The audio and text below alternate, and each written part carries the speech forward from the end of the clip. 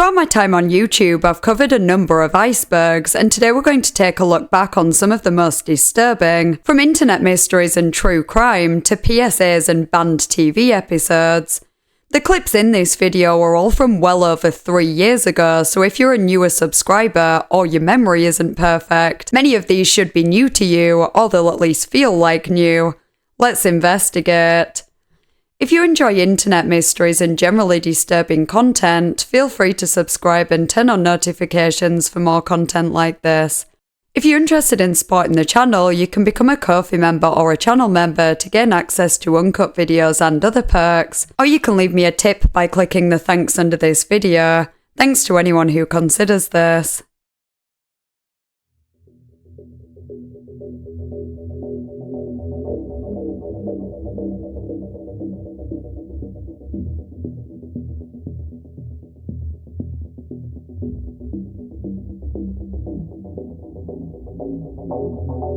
This video will cover a range of potentially triggering topics, including murder, disappearances, illnesses, drugs, and various others. Viewer discretion is advised. There are also some conspiracy theories in this video that I wanted to make clear are only theories, not facts, so please take all information in that section with a pinch of salt.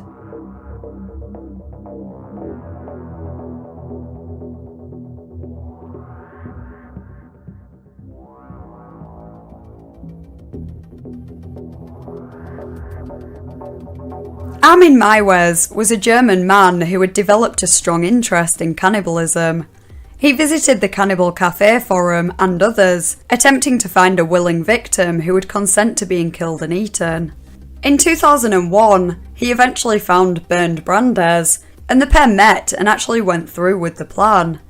Armin was not arrested until December the next year, at which time police found a 2-hour-long tape in his possession, which showed Bernd's death and Armin preparing the body to eat.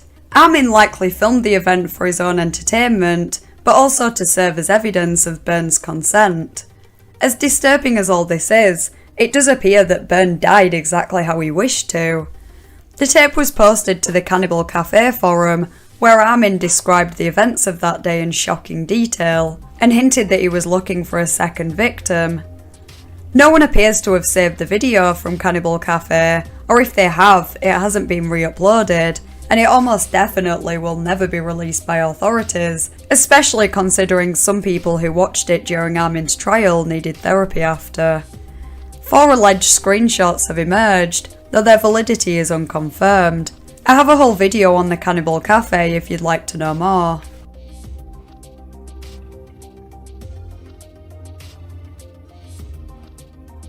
In July 1969, the band Led Zeppelin and lesser-known band Vanilla Fudge were on tour and staying in a hotel in Seattle that allowed guests to fish through the windows in their rooms. On the 28th of that month, an event occurred that has been sensationalized through retellings of the story, but at bare minimum is still disgusting. Details vary significantly, but the basic story is that an unconfirmed number of people were present in the hotel room when a groupie was tied down to a bed. Somehow, a fish was to her. Some claim it was a normal fish, others claim it was a shark. Different versions of the story say the fish was alive or dead, and that it was into pieces. Richard Cole, Led Zeppelin's road manager, claims he was the one to introduce the fish, in a statement that weirdly almost sounds like he's bragging about it. According to him, it was a red snapper fish, and only the nose was put in, as opposed to chunks.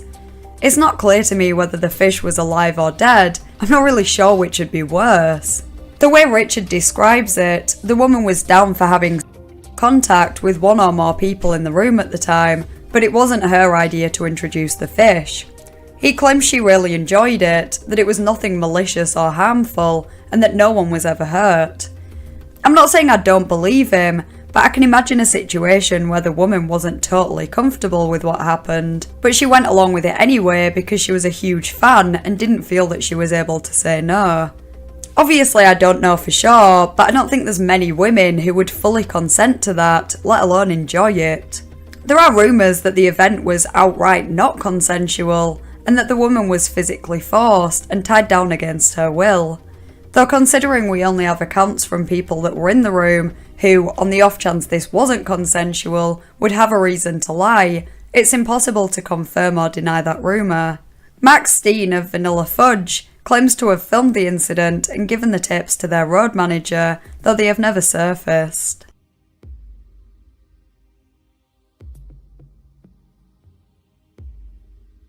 In 1981, Japanese student Issei Sagawa was studying abroad in France.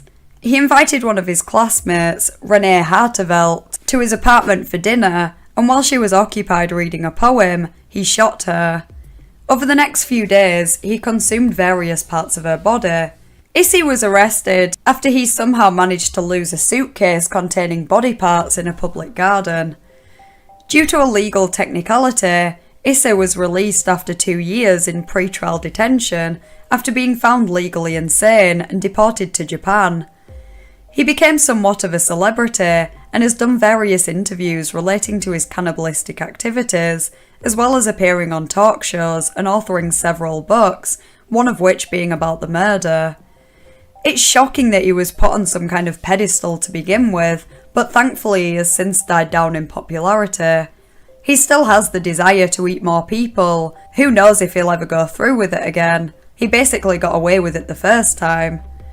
The murder and preparation of the body for cooking was filmed by Issei, and he also placed the body in various poses to take 39 photographs. Photos taken by the police of the crime scene, as well as the victim's body, have surfaced online, but Issei's recording of the murder and the photos he took himself have never been released.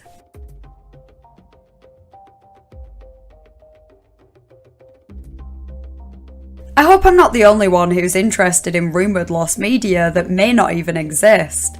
A perfect example is Last Breath Studios, about which there is very little information online. One of the few mentions I found about it was from vk.com, which appears to be like a Russian Facebook. It's a post about videos that are on the internet but very difficult to find, and the last part on Last Breath Studios translates to "Films from Last Breath Studio, a very old snuff studio by the standards of the media time. I don't even know if it releases films now, but in the 90s it was popular among those who were interested in the topic of vulgar murder of a person. Presumably their most popular movie is Flowerday Snuff, the wear and tear of 18-year-old Tanya Flowerday. This is a private movie which is not particularly distributed anywhere. On the contrary, it was sold on VHS cassettes, even at a time when DVDs were already progressed. It is about this studio that Alexei Balabanov speaks in his interview. Such films in Azerbaijan cost about $15,000. In the United Arab Emirates, they are twice as expensive. Tanya Flowerday is a real person who was actually murdered in South Africa, and news reports suggest her death was filmed. Ronald Grimsley was arrested, and he claimed that he owed money to 2 drug dealers. He wasn't able to pay, so made a deal. He would give them Tanya and they'd wipe the debt. The 3 men assaulted her, and according to Ronald, the dealers murdered her, and it all happened on camera. It doesn't sound like the 2 dealers were ever caught, if they even existed that is, as they could have just been fabricated by Ronald in an attempt to lessen his sentence. I'm not sure if the footage was ever found. It at least doesn't appear to be online now. Maybe Ronald or the dealers were associated with Last Breath Studios and distributed the film through the company, but that's just speculation, as there's not much in the way of solid evidence for its existence.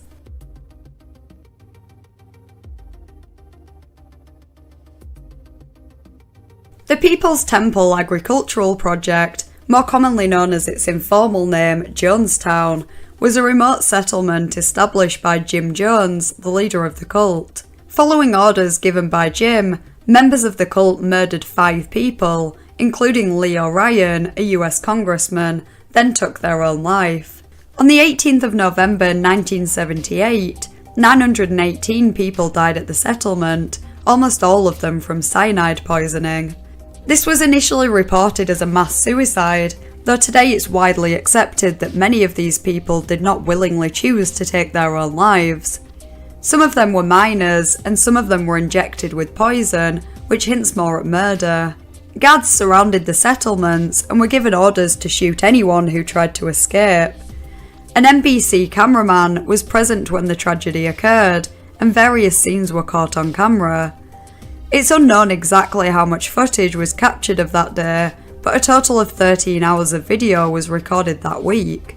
NBC is in possession of other related videos, such as the shooting mentioned previously, and an interview with Jim Jones earlier that day. And other snippets might well surface in the future.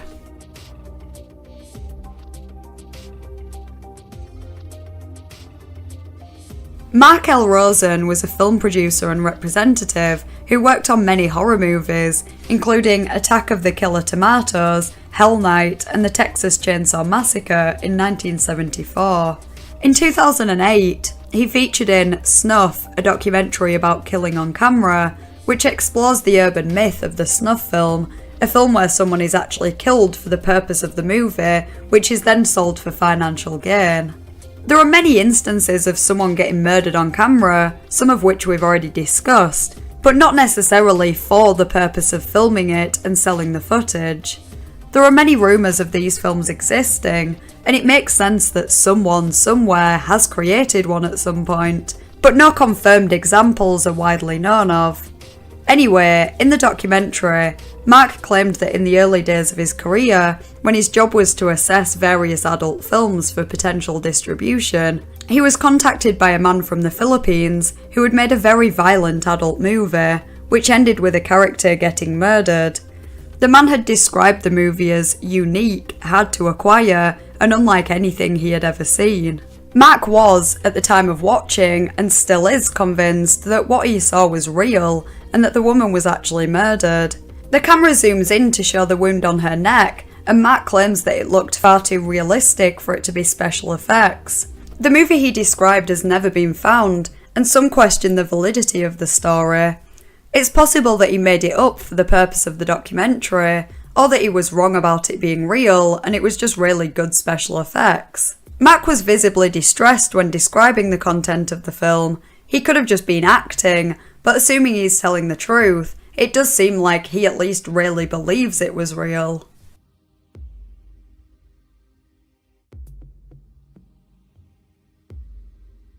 We mentioned the Moors murders in Tier 3 relating to Ian Brady's briefcases. An even more disturbing piece of lost media is the audio that he and Myra Hindley recorded during the murder of 10-year-old Leslie Ann Downey. In 1964, she was kidnapped by the pair from a fairground and taken back to their home, where they assaulted her before the murder. They then buried her on the Saddleworth Moor. In addition to the 13-minute-long tape, Brady took 9 photos of her. A cropped edit of one of these can be found online, as can the transcript of the tapes, though the rest of the photos and the tape itself will probably never be released, and I think that's for the best, considering it's literally child. A really sad detail is that Leslie's mother had to listen to at least some of the recording to identify her daughter's voice. I doubt she was ever able to forget that. Myra Hindley later admitted to taking photos of the murder of Keith Bennett too, and mentioned that there were other documents relating to their crimes, though Brady ordered her to burn them when he was arrested in 1965.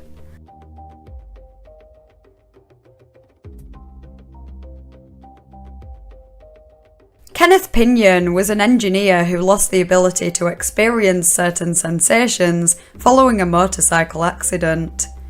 As a result, he began experimenting with extreme acts. Eventually, he met a group of people online and started meeting with them at a farm, the owner of which apparently unbeknownst to the activity that was occurring there. The men would film each other engaging in with the horses and also each other, then share it online. On the 2nd of July 2005, Kenneth and another member of the group were filming each other with a horse when Kenneth sustained serious internal injuries, including a perforated colon. He was taken to the hospital, but he had already died by the time he arrived. Following his death, a video circulated online titled 2 Guys, 1 Horse, which was actually one of the first viral reaction videos. It showed Kenneth doing his thing with a horse, but was not the occasion that he died on. I assume that video is still online somewhere, but I have no desire to search for it, and as far as I'm aware, the footage of Kenneth's death is not publicly available. Prior to the incident, it was actually legal in Washington state, however Kenneth's death resulted in its ban.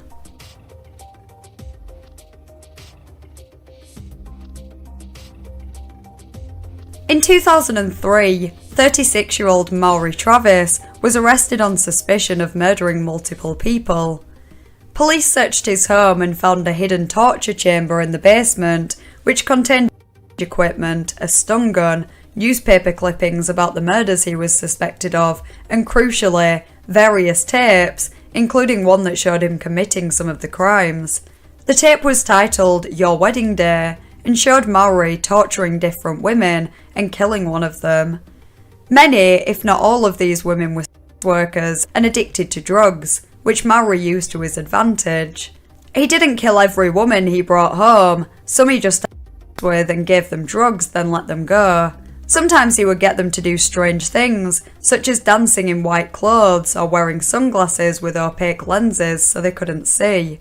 The women that weren't lucky enough to be let go were tied up and assaulted in various ways, while Maury would taunt and degrade them. Following his arrest, he was placed in a maximum security jail cell and had a guard outside his door, however he still somehow managed to take his own life. He previously bragged about having 17 victims, and police have only identified 12, but believe there could be many more. It seems that a video clip from the tape might have made its way online a few years ago. There was a Reddit post that linked to a video titled "Footage filmed by Maury Travis torturing one of his victims," though it now just comes up with a 404 page, and archives show that there was a video by that title, but don't allow you to play it. So I can't vouch for the validity of that video, but whether or not it really was footage of Maury's, the full tape doesn't appear to be available online now.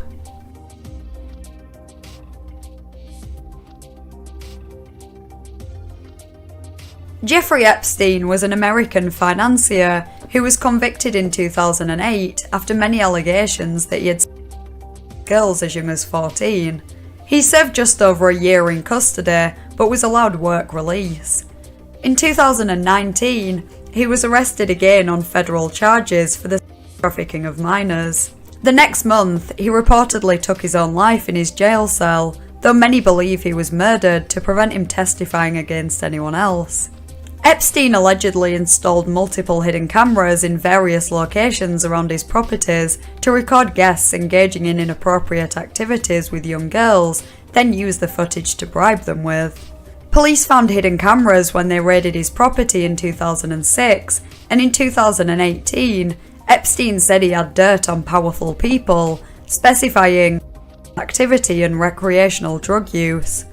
When his apartment was searched following his second arrest, compact discs were found locked in a safe labelled "Young Name plus Name," presumably the name of the young girl in each video and the name of whoever is abusing them.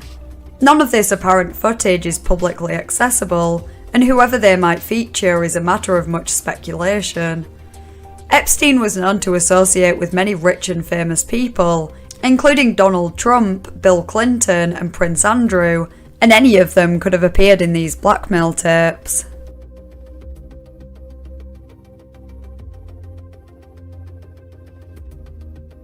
In July 2014, 31-year-old Brady Ostrike arranged to meet 18-year-old Brooke Slocum, who was 8 months pregnant, and her boyfriend Charles Opania, 25 years old. He got in contact with the couple via Craigslist, and it sounds likely that Brooke was pushed into the encounter by Charles. When the three met, it sounds like Charles was killed more or less straight away, but Brooke was kidnapped and tortured for 5 days before she was eventually murdered and her body dumped in the boot of Brady's car. When police found Charles's body, digital footprints led them to Brady, and when they went to arrest him, a car chase ensued. Brady crashed and died in the accident.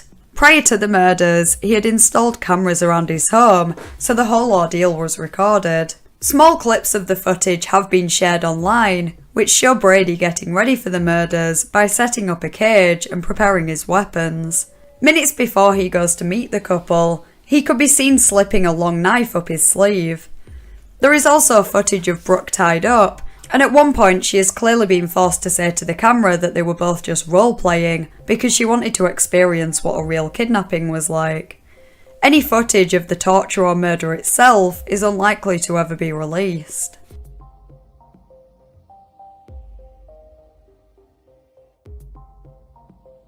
David Parker Ray, also known as the Toy Box Killer, was a suspected serial killer. The bodies of his alleged victims were never found, but it's believed he may have killed as many as 60 women. He kidnapped 5 or 6 girls a year and held them captive for 3 to 4 months in his soundproof trailer, designed especially for torturing his victims. His wife and some of his friends willingly participated in the torture, and David involved his dogs on occasion too. It seems that he killed some of his victims, but others he drugged in an attempt to wipe their memories and abandoned them at the side of the road. In March 1999, David posed as a police officer to kidnap what would be his final victim, Cynthia Vigil. She managed to escape the trailer while he was at work and fled to a neighbour's house who called the police. When police arrived at the trailer, in addition to all David's sick equipment, they also found a tape which he would often play to his victims. It would have been a few minutes long and taunted the victims, as well as described in detail some of the things they planned to do to them. The recording itself is not publicly accessible, but there is a transcript online. David was never convicted of murder, only kidnapping and torture, but he died of a heart attack in 2001, only a year after his conviction.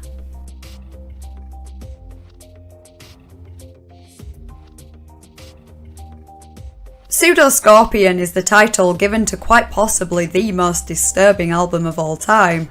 It seems that the album doesn't actually feature any music, just various audio clips from CP. The last track includes audio from Daisy's Destruction. There is somewhat of a storyline, albeit a vile one, basically about a little girl becoming a slave. Things escalate throughout until she is tortured towards the end. The man behind the album seems to be quite an elusive character, for obvious reasons. There's much speculation, but next to no information is known for sure about him. It was rumoured that he was arrested in 2017 after he seemingly vanished from the internet, but there's no evidence to suggest that's true. It seems that Pseudo-Scorpion originated on the dark web and made its way to the clearnet via 4chan, unsurprisingly. It was allegedly shared on Reddit and other social media too, but is now nowhere to be found. 4chan threads discussing it were deleted, archives were also removed, and honestly I think that's for the best. I highly advise against trying to find this album. This stuff isn't even grim in an interesting way, it's just straight up disgusting. Regardless, seeing as it is literally classed as CP, it's illegal to possess.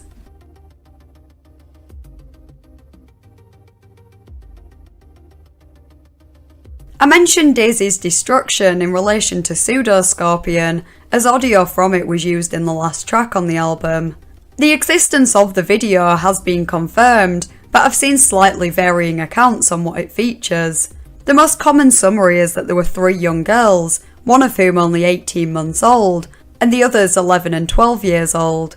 The latter 2 had to dig their own graves, and the oldest girl was murdered, but the 11-year-old and the baby survived, despite enduring assault. Peter Scully is the monster behind this video, and in 2018, he and his girlfriend, who also tortured the children, were sentenced to life in prison for their crimes.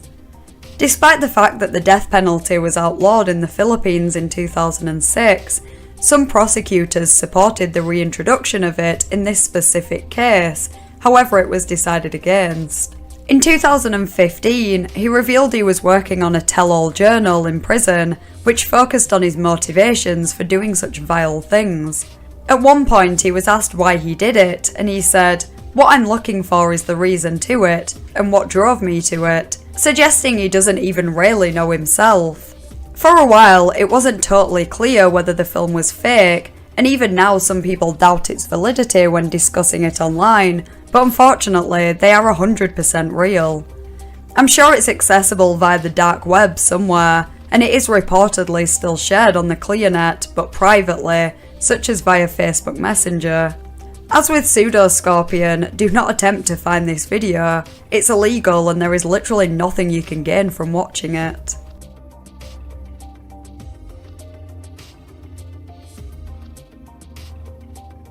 In 2007, the public became aware of the destruction of around 100 tapes showing enhanced interrogation techniques, which basically means torture, inflicted on 2 suspected Al-Qaeda suspects. Abu Zubaydah was detained by the CIA in 2002, and a camera was set up to film him constantly. A total of 90 tapes were recorded in the space of 8 months, and some of those showed him being tortured using methods such as waterboarding. Abd al-Rahim al-Nashiri was also tortured on camera, though he only featured in 2 of the tapes. In 2003, members of the US Army and CIA tortured and abused prisoners in the Abu Ghraib prison in Iraq, taking photos of the events, which were eventually publicised in 2004. Naturally, there was outrage, and this got the CIA wondering if it was time to destroy their interrogation tapes. They decided against it, however by 2005, several top leadership positions had changed at the CIA, and now different people were in charge. Ultimately, a decision was made to destroy the tapes. This was unbeknownst to the public at the time, so the tapes never made their way online, and it's unlikely any copies were made. In 2007, an investigation was launched into the destruction of the tapes, however it was closed nearly 3 years later, with no criminal charges filed.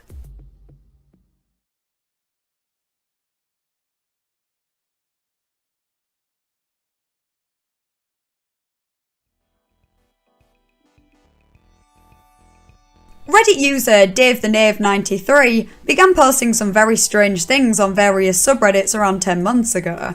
It appeared that he had developed some kind of obsession with a couple of different individuals online. He posted on a subreddit dedicated to a woman who made adult content, asking if she ever posted any photos of herself as a teenager because, quote, "In many ways, she is the closest I will ever come to having a daughter, so it would be nice to have fun memories like that to cherish and feel closer to her."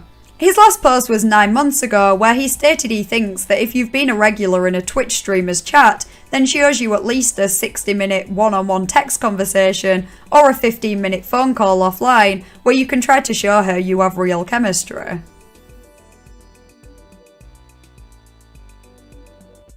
Around 20 years ago, a user who called themselves John Titor posted on several online forums claiming he was an American military time traveller from 2036. He made a number of predictions for events that would occur in the future, some vague, some specific, but none turned out to be true. Though some people don't think this was a hoax and believe he was from a different timeline where those things really did happen. In 2016, subscribers of Marina Joyce became worried about her when they noticed she was acting strange in her videos.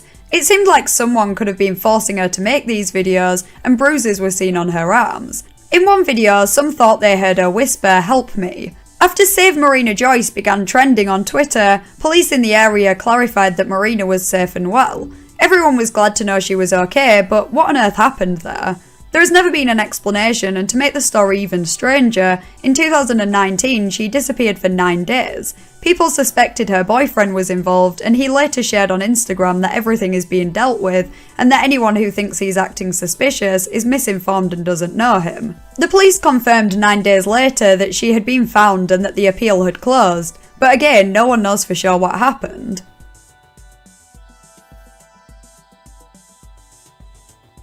A few years ago, there were many conspiracies floating around the internet about a daycare in Salt Lake City, Utah, USA. Posts were made by people who lived nearby and claimed that they never saw any children there, and that it just didn't look like a place where children would be when they looked through the windows. Theories ranged from a money laundering operation to human trafficking. It's extremely hard to separate fact from fiction when researching this, but it's an interesting story nonetheless, which is likely solved.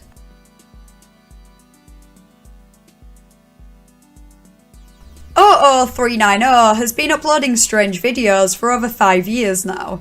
The content is extremely varied, but all the videos are pretty unsettling in different ways, some more than others.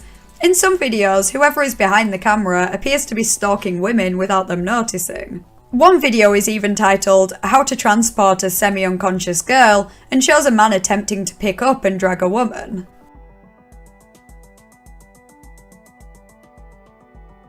It's definitely not unheard of these days for stalkers to use the internet to harass victims, but one of the earlier cases of this was Cynthia Armistead, a respected technical writer in 1996.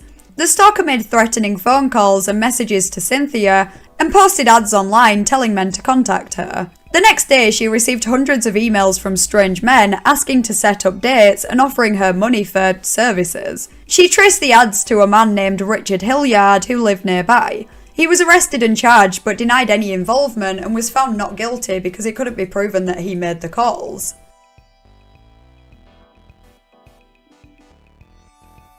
A quick search on YouTube will bring up hundreds, probably thousands of videos where people open mystery boxes that they supposedly bought from the dark web.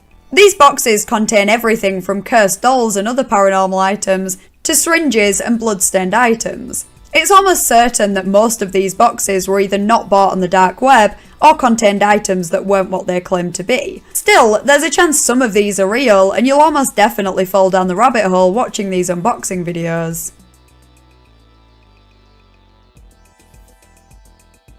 Back in 2006, Eleanor Cohen uploaded videos of her singing to YouTube. She gained a relatively big following and could well have been the female Justin Bieber had she not disappeared. She had a stalker who appeared to be delusional and seemed to think he was responsible for her success. This stalker also tried to sue Lorde for writing a song that he thought was threatening towards him, so that gives you an idea of how serious this guy was. It wasn't just some kind of ARG or anything. Many people believe the stalker is the reason behind Eleanor's disappearance. I included this case in my YouTube Mysteries video if you'd like a more in-depth summary.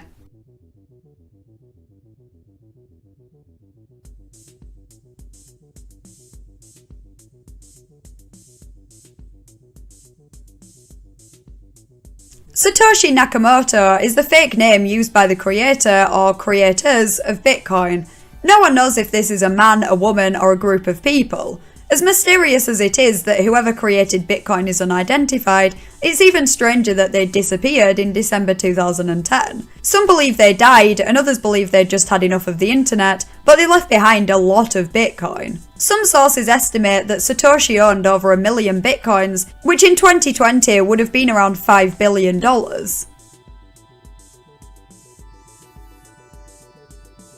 While many people claim to have found weird things using the Randonautica app, the bigger mystery is debatably who is really behind it and what their intentions are. The problem being, the company doesn't actually seem to exist. I uploaded a video on this where I summarise everything shady about the app and whoever is behind it, and shortly after uploading, I received some extremely unprofessional comments from supposed employees of the company. If you want to join the investigation, feel free to join the Internet Mystery Sleuths Discord server, a link will be in the description.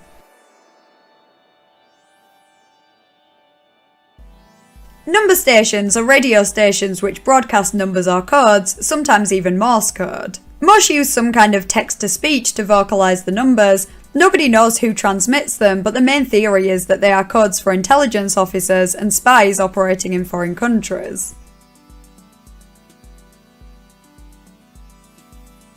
Anonymous is a hacktivist movement known for its cyber attacks against numerous governments, the Church of Scientology, and other smaller scale operations. This is more of a fascinating rabbit hole than it is an internet mystery, although there is definitely mystery involved, considering most of the members involved in these cyber attacks have not been identified.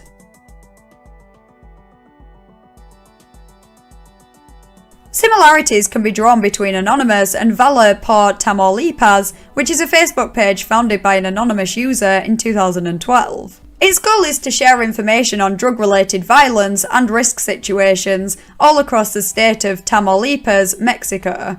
Many journalists have been assassinated in Mexico for attempting to expose drug trafficking and organised crime, and while this Facebook page has received many threats, it survives because of its anonymity.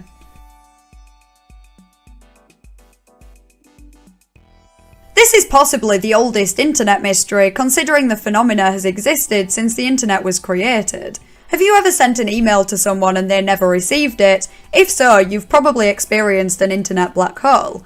Sometimes data simply doesn't reach its destination, but no one knows where it goes. It's possible that this isn't always as a result of a malfunction. Sometimes it's purposeful for nefarious reasons, such as to collect user data.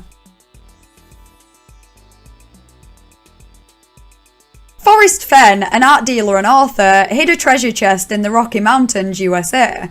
It contained gold and jewels and was thought to be worth at least $1 million. Websites and forums were set up for people to theorize exactly where the treasure might be, and sometimes to arrange expeditions to find it. 5 people died while searching for the treasure, though Fenn decided against calling the whole thing off. The treasure was found in 2020.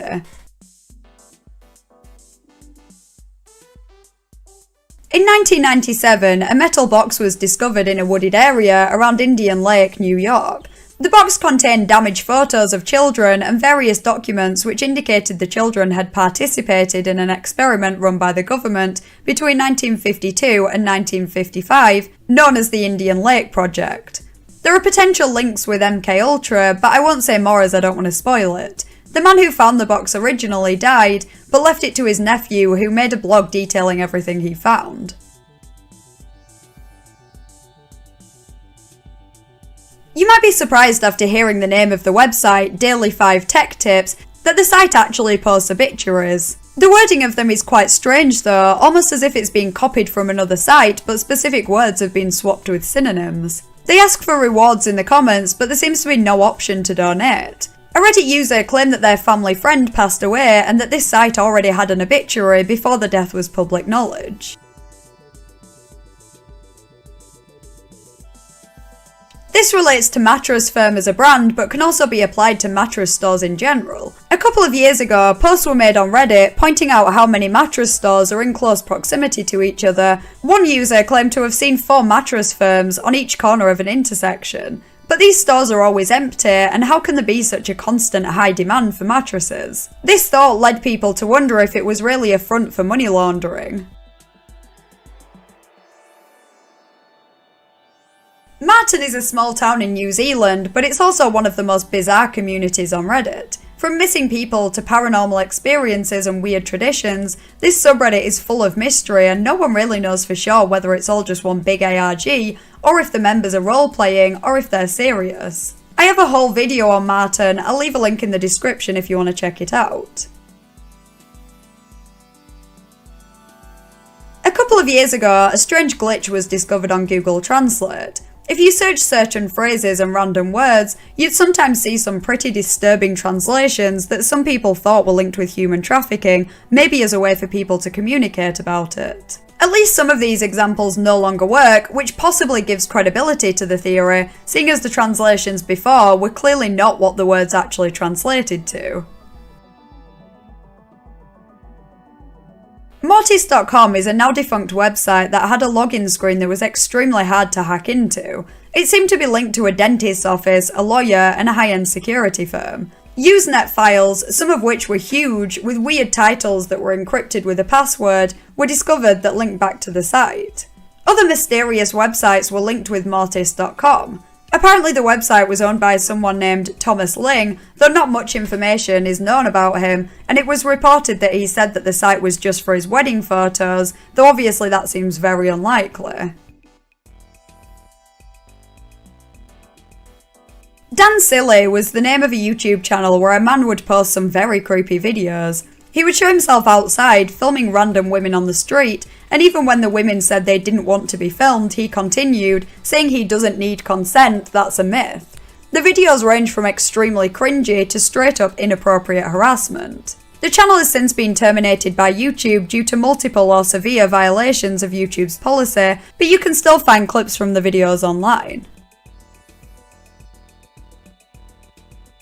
In 2002, Gary McKinnon was accused of perpetrating the biggest military computer hack of all time, in which he allegedly hacked into 97 US military and NASA computers in the space of 13 months. US authorities claimed he copied data, account files and passwords onto his own computer, and that he deleted critical files, which shut down the Army's military district of Washington's network of 2,000 computers for 24 hours. These accusations couldn't be proven, so Gary was never convicted. Gary himself claims that he was just looking for evidence of free energy suppression and UFO cover-ups. He claims he found images of what looked like extraterrestrial spaceships. Were Gary's intentions more nefarious, or was he telling the truth? And did the USA try to pin more on him to prevent him speaking out on what he claims he found? A couple of years ago, Reddit was engulfed in a mystery that really shouldn't have been as interesting as it was. Which industry is the largest buyer of glitter? Whoever was buying the most glitter didn't want it publicly known that their product contains glitter. There have been many suggestions, from toothpaste to boat paint, and it's likely that someone has come up with the answer somewhere, though it still hasn't been proven.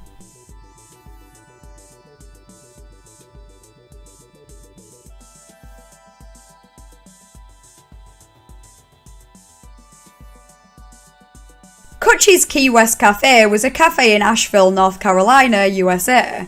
It shut down in 2005 to 2006, but sometime after, someone began posting thousands of reviews online, on blogs, news articles and cooking sites. The reviews praise the restaurant and talk about how great the key lime pie is, but there are also odd references in them. Many of the posts were made by a Jake Carson, but there were many other accounts, all posting very similar reviews. People wondered if these were done by bots, but there were countless accounts on websites that required verified emails or captures. Slightly Sociable did a video on this if you want to know more.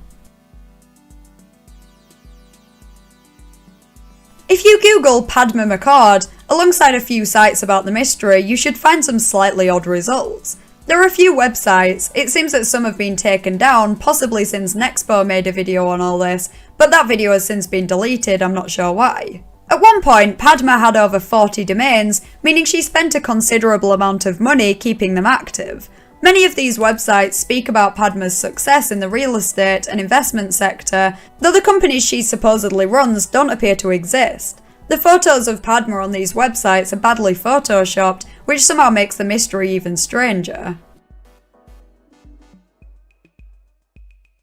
Cicada 3301 is one of, or maybe the biggest and most elaborate mystery on the internet. On the 4th of January 2012, and then the same date in 2013 and 2014, puzzles were posted online, supposedly with the purpose of recruiting intelligent individuals. The first and second puzzles were solved, but the third remains unsolved. As well as the online puzzles, clues were found in real-world locations such as various states in America, France, Poland and Australia. Theories range from Cicada being some kind of hacker group to them recruiting members for their cult, but the real purpose and who is behind it remains unknown.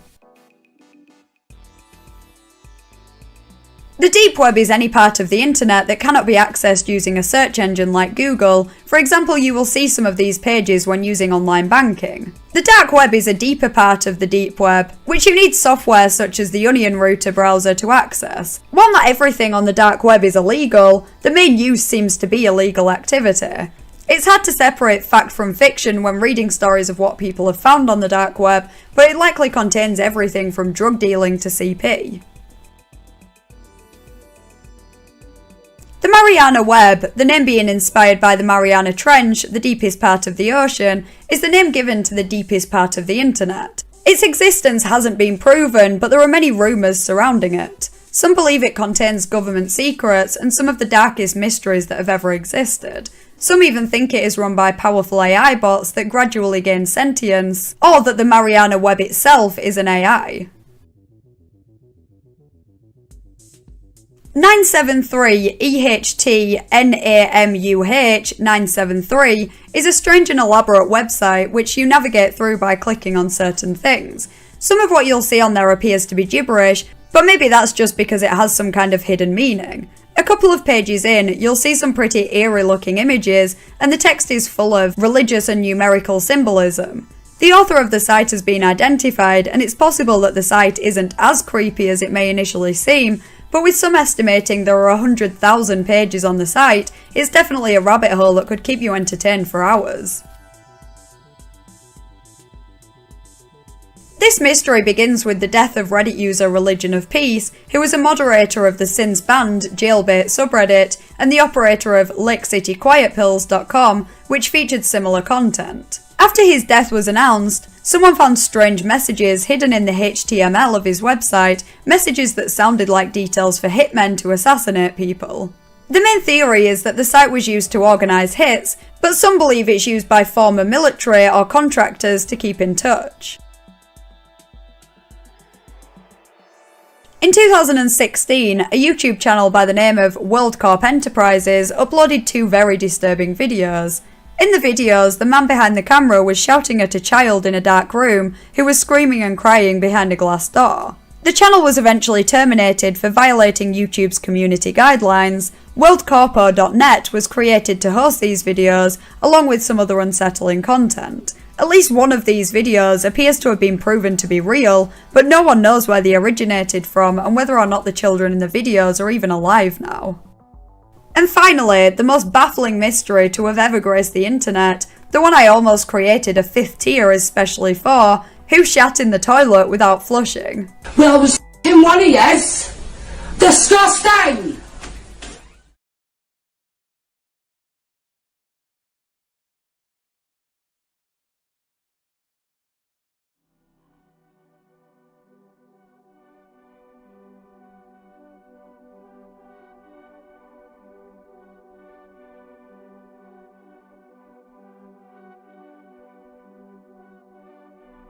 On the 9th of December 2001, Michael Peterson called an ambulance after finding his wife unconscious at the bottom of the stairs. He claimed she must have fallen down them, though was convicted of her murder in 2003.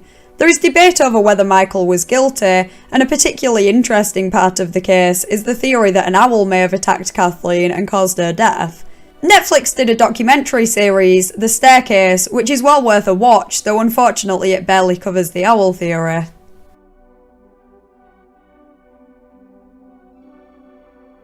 Christian Gerhardt-Reiter was born in Germany in 1996 and moved to America in his late teens, where he seemingly became a compulsive liar.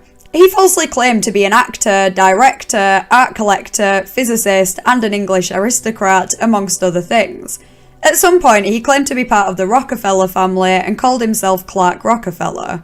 In August 2008, he was convicted of the custodial kidnapping of his daughter and in 2013 was sentenced to life in prison for the 1985 murder of Jonathan Sohus.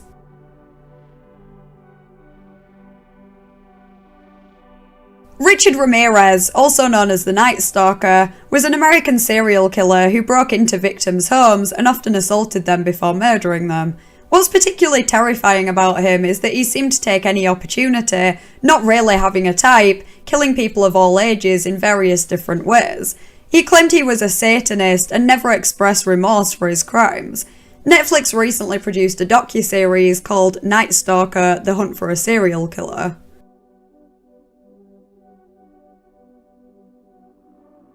In August 2008, Kanika Powell heard a knock on the door of her apartment where she lived alone.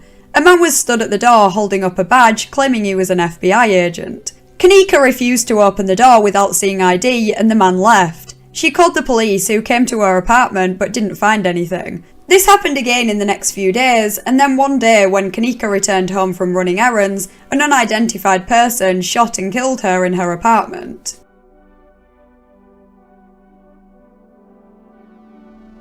Sharon Lopatka was murdered on the 16th of October 1996 under extremely unusual circumstances. It appeared that Sharon had consented to her own homicide, but Robert Glass, the murderer, claimed he didn't actually mean to kill her and that it was an extreme case of BDSM gone wrong. Not only are the details of this case morbidly fascinating, but it also leads into an interesting debate on the ethics of consensual homicide.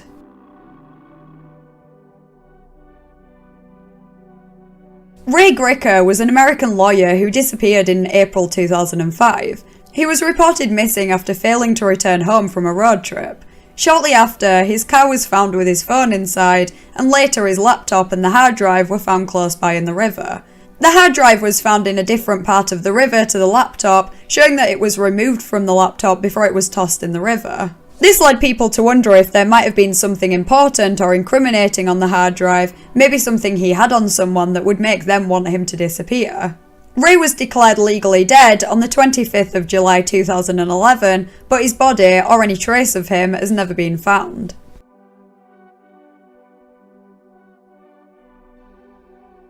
Issei Sagawa killed and ate a woman in France in 1981. He was held in police custody for 2 years until he was deemed legally insane and deported back to Japan. Psychologists in Japan declared him sane, and he signed himself out of the mental institution where he was being held and has been a free man ever since. He actually became somewhat of a celebrity in Japan after this, and you can find many clips of him online, one of which being a Vice interview.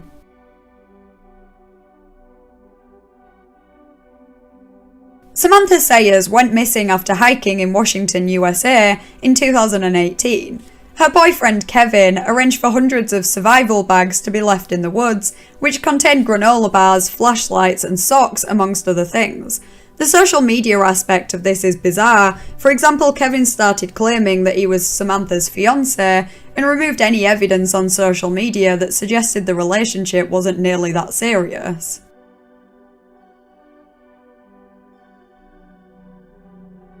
On the 3rd of April 2004, Alonzo Brooks went to a party in Racine, Kansas with friends. Eventually his friends left the party, and according to them, Alonzo decided to stay despite being the victim of racist remarks from other people at the party. He never returned home, and nearly a month later, family found his body relatively close to the party house. A cause of death could not be determined, but the case was reopened in 2020 after it featured on Netflix's Unsolved Mysteries, with the focus on finding out whether Alonzo was murdered in a hate crime. I uploaded a whole video on this case after the Netflix show if you're interested in knowing more.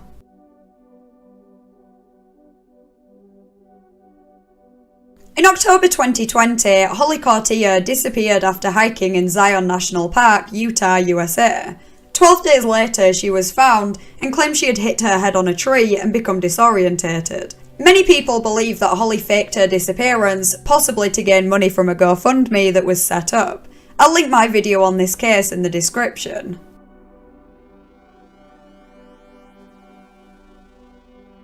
Frédéric Bourdin is a French serial imposter who has been given the nickname the Chameleon.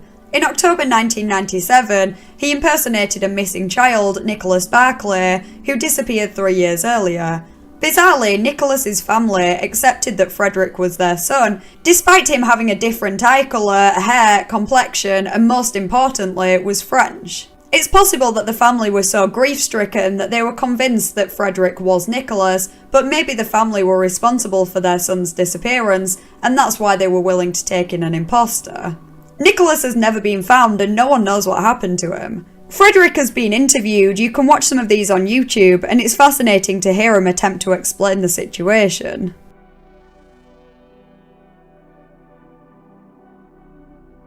Sandra Rivette was murdered in November 1974. She worked for Lady Lucan as a nanny, and it's believed that Lord Lucan murdered Sandra, mistaking her for his wife. There are details that suggest against this though, and some people even believe that Lady Lucan murdered Sandra and framed her husband. I did a pretty in-depth video on this case a few weeks ago if you want to know more.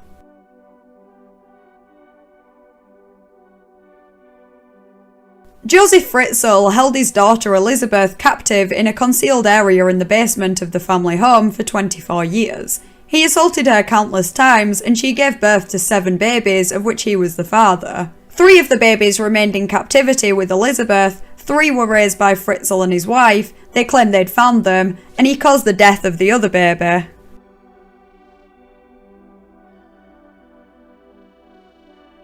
Joanne Romain's body was found 70 days after she disappeared in January 2010, 35 miles away from where she was last seen alive. It was ruled that she had ended her own life by drowning in the water, but this is strongly disputed by her family, who think she was murdered, possibly by her cousin, a police officer. The case featured in Volume 2 of Unsolved Mysteries on Netflix, and I uploaded a video shortly after summarising the case.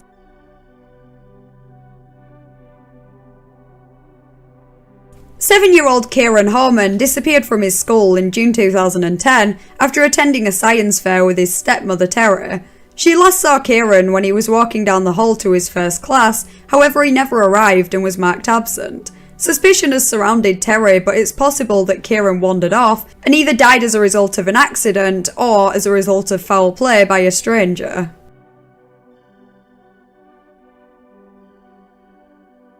Sherry Papini was abducted on the 2nd of November 2016 while out jogging close to her home in California. 3 weeks later, her captors freed her and she was found on Thanksgiving Day still wearing restraints with her hair cut off and she had been branded. Her kidnappers have never been identified and some believe she may have faked her disappearance for attention or money.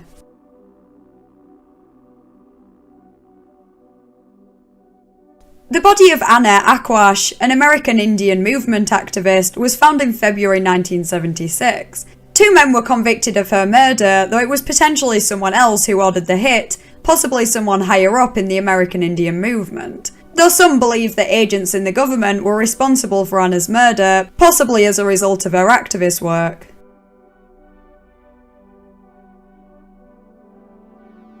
In 1982, 4 months after separating from her husband, Cindy James began receiving strange and sometimes threatening phone calls. Over the next 7 years, she reported nearly 100 incidents of harassment, including physical attacks and threatening letters. Police became skeptical of the harassment, especially after they set up 24-hour surveillance on the house for days, during which time the harassment stopped, but continued as soon as the surveillance ended. In June 1989, Cindy's body was found lying in the yard of an abandoned house.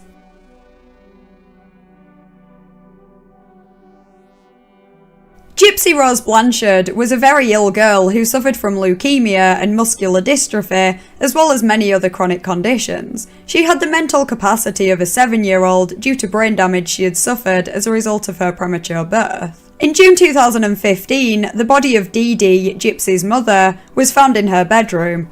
On the off chance you haven't heard of the case, I won't spoil what happened. There are a few documentaries on YouTube if you want to know the full story.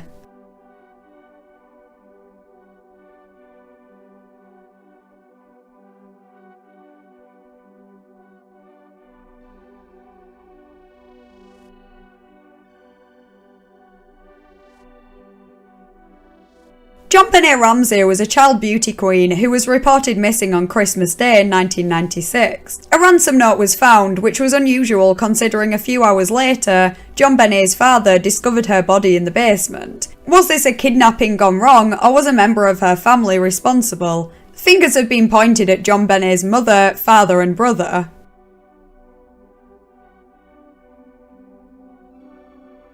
The Brabant killers are responsible for a series of violent attacks, robberies and murders in Belgium between 1982 and 1985. Each individual crime is so different that they might never have been connected if police didn't find a duffel bag full of weapons from the crimes, though some believe that bag was planted to muddy the waters of the investigation.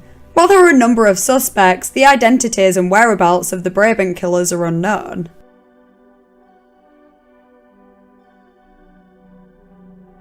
This is possibly the most iconic mystery in the UK. Jack the Ripper was an unidentified serial killer who was active in the Whitechapel district of London between 1888 and 1891.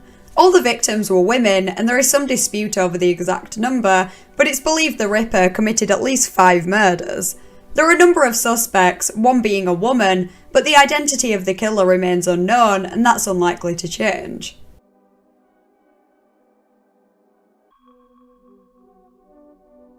On the 12th of June 1994, Nicole Brown and her friend Ron Goldman were found dead outside her home in Los Angeles. Her ex-husband, O.J. Simpson, was tried for the murders but later acquitted. It's a somewhat controversial case, but a popular belief is that O.J. got away with murder.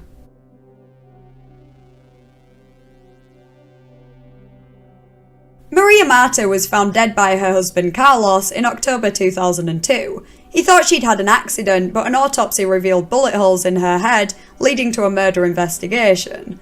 They lived in a gated community in Argentina, which limited the number of possible suspects. Carlos went to trial for Maria's murder and was acquitted in 2007, but that was overturned 2 years later and he was found guilty.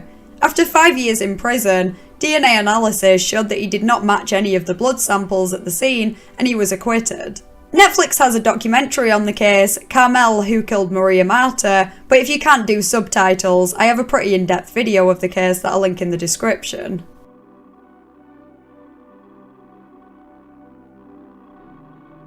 In March 1989, Mac Kilroy was kidnapped in Tamaulipas, Mexico, while on spring break. This is one of those cases where the least likely situation actually happened. He was taken to a ranch and tortured for hours before being murdered in a human sacrifice trial. The cult had already sacrificed 14 other people before Mac.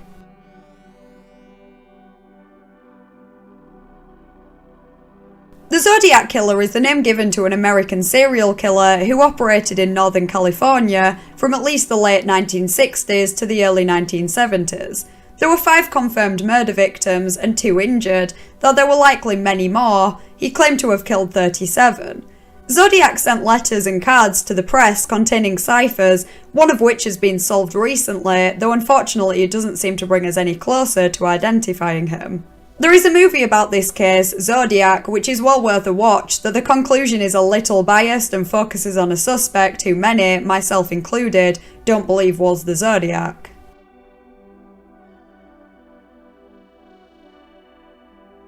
John McAfee was at one point known for McAfee antivirus software, but that seems like a distant memory if you've heard the insane events that have happened since. I wouldn't even know where to begin with summarising his life, but to give you a sneak peek, he went on a naked shooting spree in 2017. The YouTube channel Oki's Weird Stories did an excellent 4-part series on him.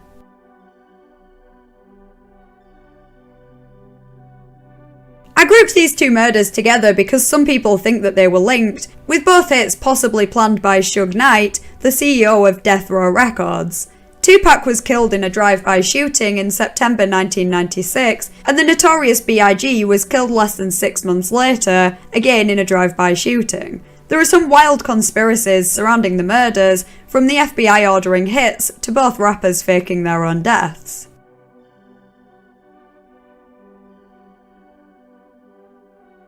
In my opinion, the West Memphis 3 is quite possibly one of the biggest true crime rabbit holes of all time, and I'll probably do a video on the case at some point. The West Memphis 3 are 3 men, Damien Eccles, 18 at the time, Jesse Miss Kelly, 17 at the time, and Jason Baldwin, 16 at the time, who were convicted of the murders of 3 young boys, Steve Branch, Christopher Byers, and Michael Moore in 1993. With so much evidence pointing both ways, it's impossible to determine whether or not the West Memphis 3 were guilty, though many people think they were innocent. There are a few documentaries on the case, such as Paradise Lost and West of Memphis.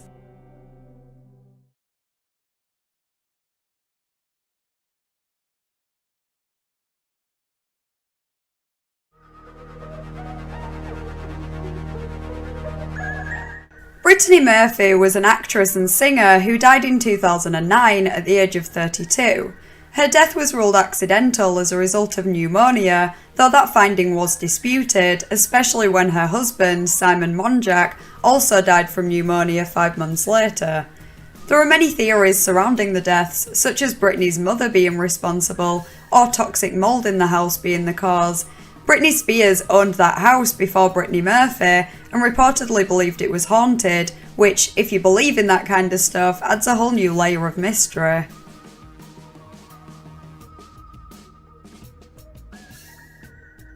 Michael is a compilation album of previously unreleased songs by Michael Jackson. I personally find posthumous albums pretty creepy, to be honest, but anyway, Sony has been accused of hiring an impersonator to sing some of the songs on the album. Michael's family members, including his mother and children, have expressed doubt that the vocals were by Michael. Various people involved in the production of the album have allegedly admitted it too, then gone back on it, so it's hard to know what the truth is, but I think this is a relatively plausible one.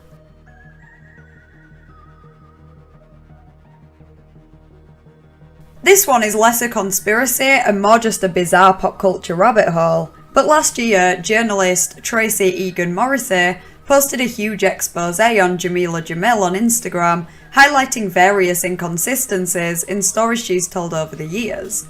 I haven't seen the original post, but from what I've heard, she went a bit too far and accused Jamila of faking every illness she claims to have, some of which are invisible illnesses, so without proof I don't really think it's fair to speculate on those. But she said she was a model when she was younger, then went back on it. She said she had a peanut allergy, then ate peanuts, and even claimed to have had her tooth knocked out when she fell during an interview with Ollie Murs, then used eyelash glue to stick it back in. Then the most outlandish inconsistency, she claims that she was swarmed by bees on 3 separate occasions. 2 resulted in car accidents where she sustained serious injuries, but the stories changed over time, and the 3rd happened when she was out with Mark Ronson. She said around 500 killer bees attacked the table of food they left out, but a couple of days later, when asked about the situation, Mark said there were only 1 or 2 individual bees.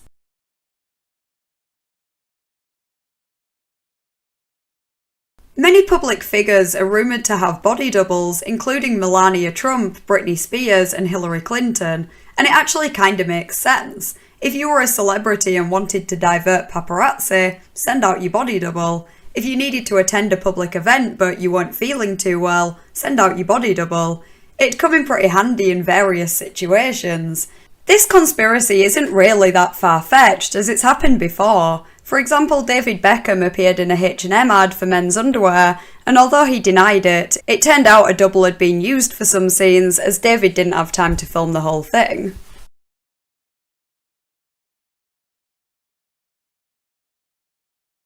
There are a number of celebrities who are thought to be secret Scientologists. One is Will Smith, who has denied it in the past but reportedly donated millions of dollars to their religion over the years. Leah Remini, who left Scientology and has since exposed many of their secrets, claims that Will's wife Jada is a Scientologist, so Will also being one would make total sense. Other supposed secret Scientologists include David Beckham, Shaka Khan and Gloria Gaynor.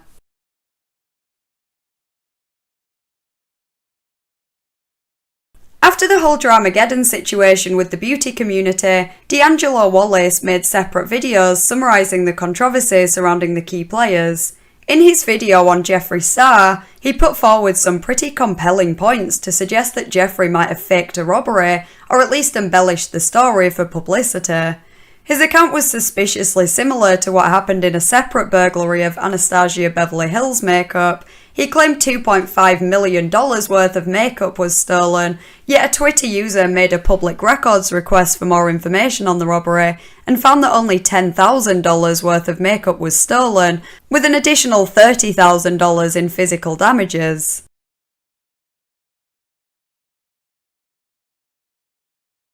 Greenwashing is basically where a company deceptively markets itself or specific products as being environmentally friendly when they're not. Without naming names, this is a fact and not a theory for some brands, but it's still a conspiracy in the sense that it's covered up. Examples include fast fashion brands launching sustainable lines and unsustainable food in packaging made from recycled materials. Environmental conspiracies in general are a huge rabbit hole to fall down. There's just so much corruption.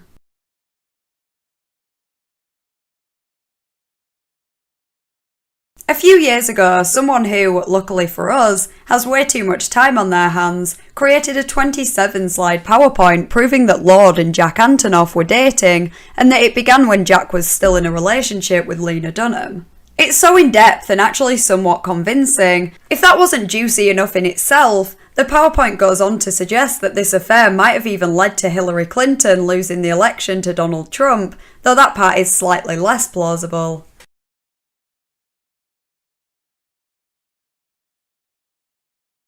Michael Jackson died in 2009 of acute propofol and benzodiazepine intoxication, or at least that's what they want you to think.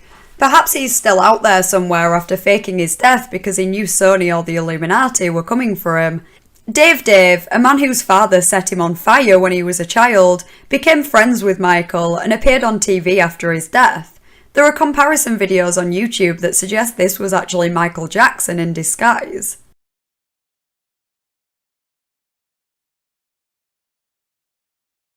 I guess this one is a little more grounded, considering it's not disputing Michael Jackson's death, or even necessarily the cause, but rather the manner.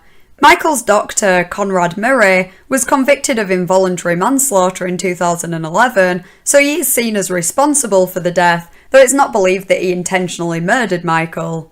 Some people believe that Sony or the Illuminati put him up to it to silence Michael.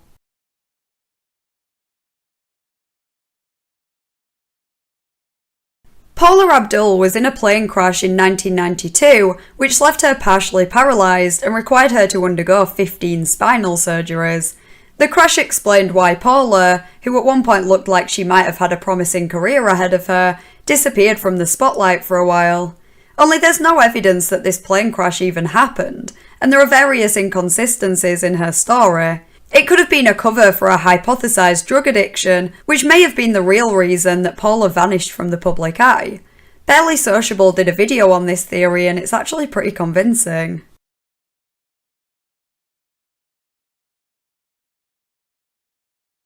There are a number of celebrity relationships that are thought to be fake for one reason or another. Some Taylor Swift fans believe that her relatively insignificant relationship with Tom Hiddleston was fake to cover up Taylor's actual relationship with Karlie Kloss. Similarly, some One Direction fans went to great lengths to prove that Harry Styles and Louis Tomlinson were in a gay relationship, even suggesting Louis' baby might be fake. Then there's Tom Cruise, whose wife was apparently selected by the Church of Scientology.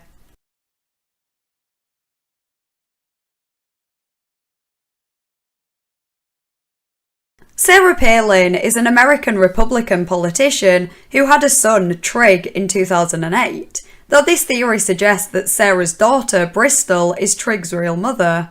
Much of this stems from details that arguably make it hard to believe that Sarah was ever pregnant. For example, she only announced the pregnancy at 7 months, and there are photos from shortly before the birth where she doesn't look pregnant at all. Then others where it's been speculated that she wore a fake bump.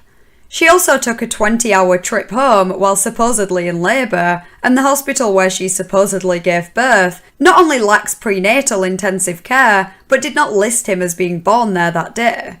The theory goes that Bristol was actually pregnant, but found out that the baby would have Down syndrome and planned to have an abortion.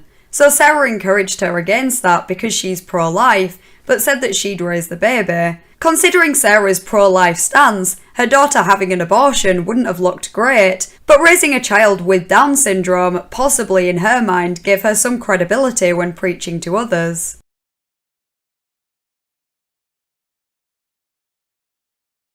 Subliminal messages are not supposed to be registered by the conscious mind, but instead embed themselves into the subconscious mind. There are endless examples of this, but generally it could be images briefly flashing in between frames of film, or a song with hidden lyrics. The effectiveness is debated. It's possible that they affect some people more than others, but they're potentially pretty scary if used nefariously. At best, you could be persuaded to buy a product you wouldn't normally want, and at worst, you could even be persuaded to commit a crime without even realising.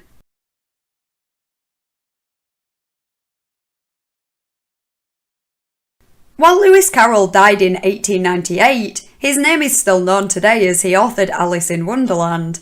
After his death, rumours were spread that he was actually Jack the Ripper, an unidentified serial killer who was active in London from 1888. Some experts claim that Lewis hid confessions in his poems, and he has been speculated to have had inappropriate relationships with children, leaving some to wonder if murder is much of a stretch. He also lived close enough to the areas that the murders took place, though he isn't generally considered a feasible suspect.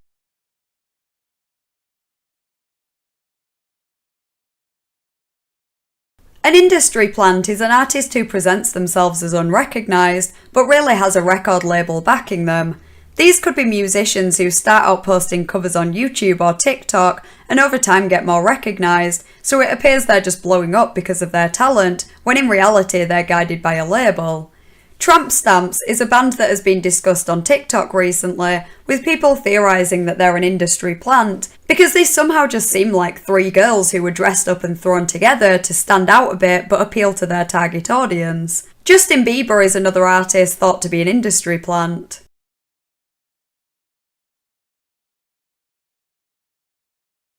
Banksy is a street artist whose real name and identity are unknown. I notice articles pop up somewhat frequently claiming that he's been identified, but as far as I'm aware it still hasn't been confirmed, and there are a number of possibilities. One being Robin Gunningham, whose associates and former schoolmates corroborated the suggestion. Other suggestions include Robert Del Naja from the band Massive Attack, Jamie Hewlett from Gorillaz, and even Neil Buchanan, who was a presenter on Art Attack.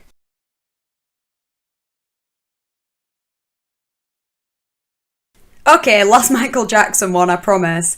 I saw a comment on a conspiracy thread on Reddit that went into significant detail on how Diana Ross and Smokey Robinson are Michael's real parents. Diana would have been 14 and Smokey 18 when Michael was born, so for obvious reasons gave him up to Joe Jackson, who had the intention of raising him to become a star. Aside from Michael looking similar enough to Diana and Smokey for it to be believable, there are possible hints in Michael's songs, and a movie that Diana starred in where she gave up her child for her career, and when she sees the kid has talent, she helps them with their career.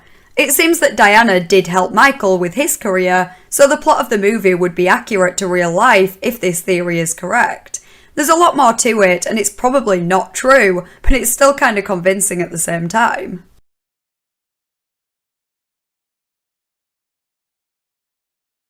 It's a well-known fact that Google, YouTube, Facebook, and pretty much any other website you use gathers data on you and uses that data for purposes such as targeted advertising. But it might not end there. Your phone, tablet, Alexa, or Google Home device could be listening to your conversations too. There are countless anecdotes from people who have started seeing ads for something that they've had a conversation about in person but haven't actually searched for that product online. It's happened to me before, and while I accept some of these stories can probably be explained by confirmation bias, as in the ads were there all along but you only started noticing them after the conversation, there is some pretty compelling evidence that your devices are listening to you more than you think.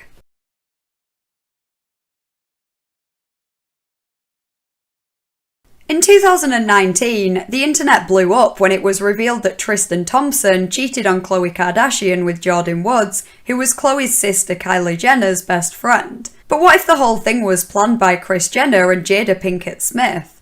To begin in true Kardashian conspiracy fashion, Keeping Up with the Kardashians ratings were dropping, so Kris needed something big to happen to boost views. Jada presents Red Table Talk, an American talk show, and after the scandal, she interviewed Jordyn, which turned out to be one of the most popular episodes ever. Basically, both families probably made millions from the scandal, and no one has suffered any long-term negative effects. The Kardashian-Jenner family and the Smith family are friends, and after this happened, fans noticed Jaden Smith's water brand popping up in Keeping Up with the Kardashians, which doesn't tend to promote anything unless they're paid well for it.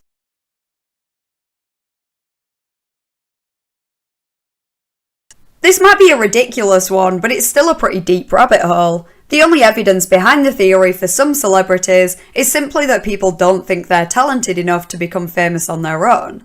But some celebrities, such as Lady Gaga, have literally said they sold their soul to the devil or the Illuminati, albeit jokingly in at least some examples. Other evidence includes references and hidden messages in music and movies.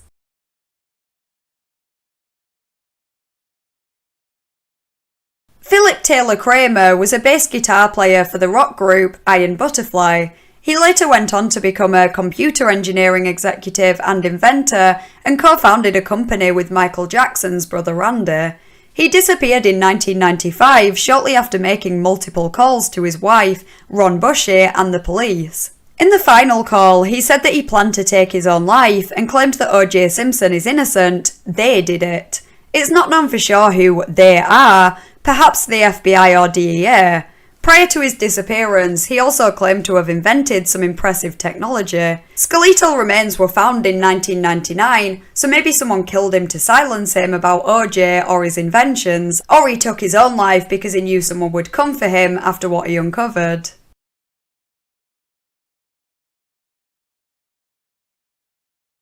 There are a few theories surrounding Shakespeare's true identity. Was he just some guy who stole someone else's work? Was Shakespeare the collective name of a group of writers with one man acting as the face of it all? Did Christopher Marlowe fake his own death and assume a new identity as Shakespeare? The possibilities are endless.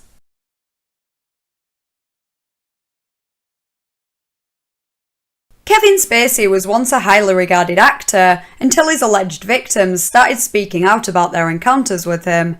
A couple of them filed lawsuits against him, but then in 2019, 3 of his accusers died within less than a year. A 4th accuser dropped their lawsuit against him that year too. Coincidence, or was Spacey somehow involved? He uploaded 2 videos on YouTube a year apart, in character as Frank, who he played in House of Cards, and it's thought that those videos are referencing and possibly even gloating about the situation. I have a whole video on this if you want to know more.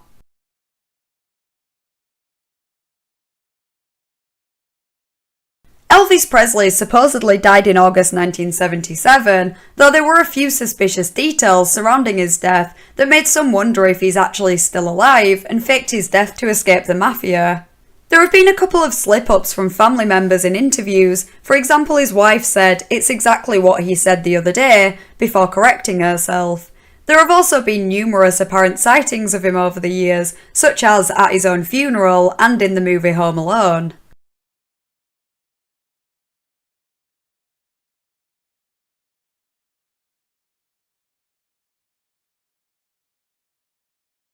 Dan Schneider is a TV producer who worked for Nickelodeon for 30 years before he was eventually let go, reportedly due to various allegations. In addition to complaints about his anger issues and treating co-workers bad, for a long time there have been rumours that Dan Schneider has a thing for young girls, so to speak, and also a foot fetish.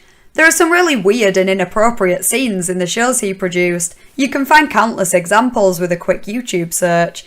He produced a show called Zoe 101, starring Jamie Lynn Spears, who became pregnant at 16. Some theorise that he might be the father of her baby, but there's no solid evidence of that.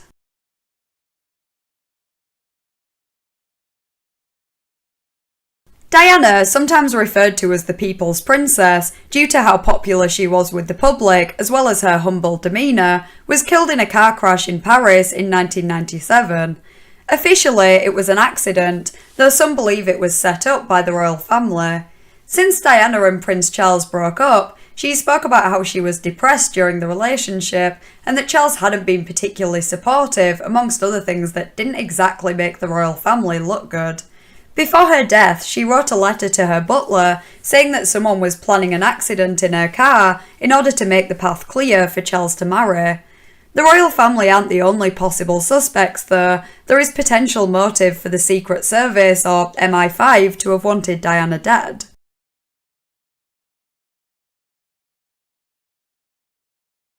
A number of public figures, including Harvey Weinstein and Kevin Spacey, have been outed in recent years for misconduct, thanks to the Me Too movement. I think that's only the tip of the iceberg though, as there are allegations surrounding many others, and it seems like it's been an open secret for too long. Ben Affleck, James Franco, Steven Seagal, Sylvester Stallone, Lena Dunham, Marilyn Manson and Melanie Martinez are on the growing list of celebrities who have been accused of inappropriate behaviour, but haven't yet faced any legal consequences.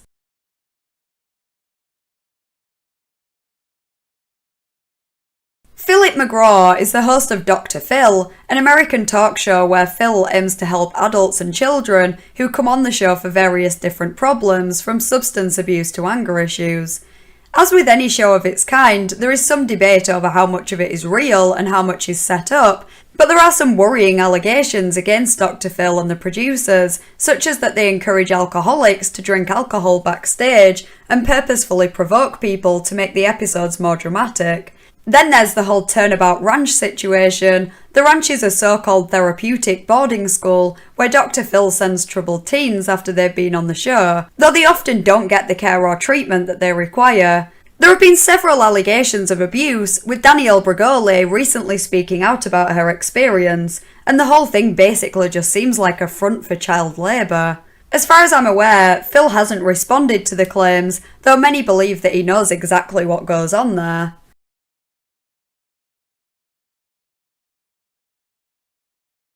There is a whole Wikipedia page titled List of Incidents at Walt Disney World. It classes an incident as any major injury, death, loss or other significant crime. While some of these incidents were unavoidable accidents, some were as a result of negligence, including deaths.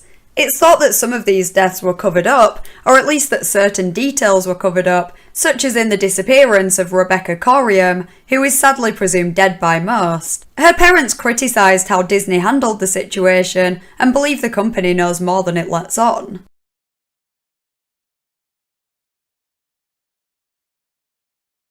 I thought the deaths and other incidents related to Disney required their own separate mention, but there are so many other conspiracies relating to Disney.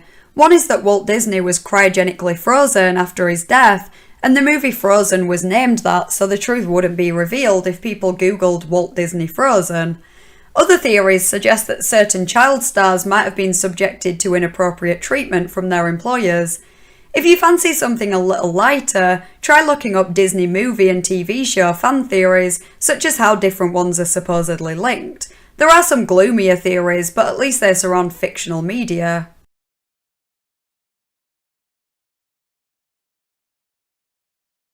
Kurt Cobain was the frontman, guitarist, and primary songwriter for the rock band Nirvana.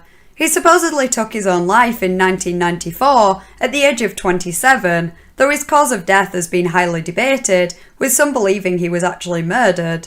It's possible that his wife, Courtney Love, ordered a hit on him as he was planning to divorce her prior to his death. At the time, believing she would be more successful than him, Courtney had them sign a prenup before the marriage. Obviously, Kurt ended up much more successful than her, and had he divorced her, she would have been much worse off than she was when he died.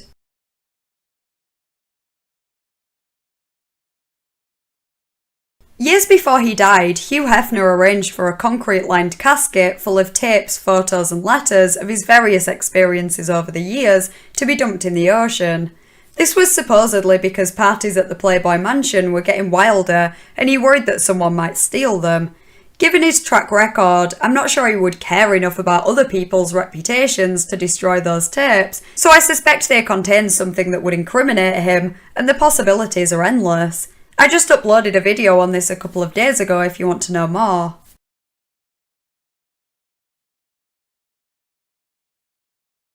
Denver International Airport has been the source of many conspiracy theories, including that it's a headquarters for the Illuminati or reptoids, or that it's hiding underground bunkers. There are some weird features of the airport and some unusual artwork which people think could be symbolic.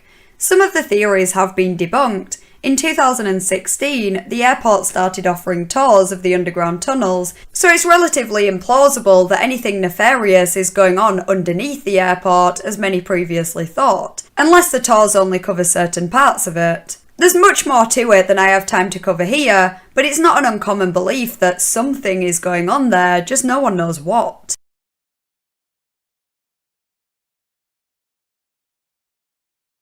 Jeffrey Epstein was awaiting trial on trafficking charges when he was found dead in his jail cell after apparently taking his own life.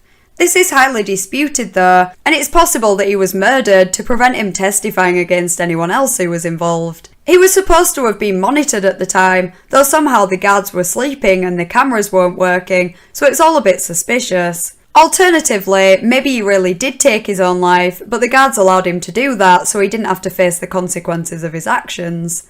There's a whole other theory that he faked his own death to escape a conviction, which sounds far-fetched, but he might have had the power to make it happen. Money talks and he sure had enough of it.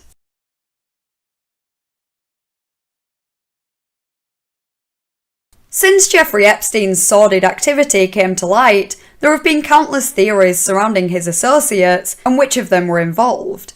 There's a huge list of people associated with him, friends, colleagues and people who visited his island, such as Prince Andrew, Bill Clinton, Elon Musk, Bill Gates and Donald Trump. Some of the people on the list have been the subject of various allegations themselves, and it seems like it might only be a matter of time.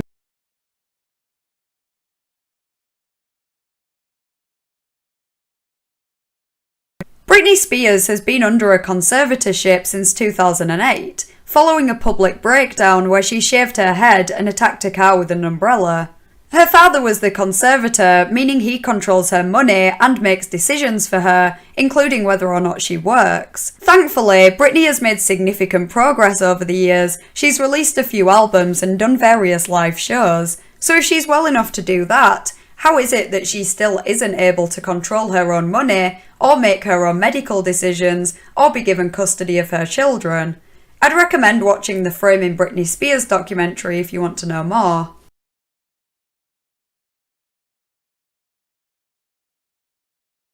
Everyone knows about the Free Britney situation, but there's a similar, lesser-known movement for Amanda Bynes, who is also under a conservatorship. Amanda has publicly struggled with her mental health since around 2010. Being a child actor alone can negatively affect children, but there were also unproven rumours that Amanda was a victim of Dan Schneider. Anyway, it's somewhat understandable that her mother was granted conservatorship over her, though while it was supposed to end in 2020, it's still ongoing. She claims that her mother is withholding money and purposefully trying to make her miss court-mandated appointments. A related theory that I saw on TikTok recently focuses on Amanda's pregnancy announcement in 2020, followed a couple of months later by her lawyer saying that she was not pregnant. A conservator has control over medical conditions, so it's theorised that Amanda might have been forced to make a decision that she didn't want to make. There are so many other conspiracies surrounding her which are equally heartbreaking, including MKUltra and allegations against her father.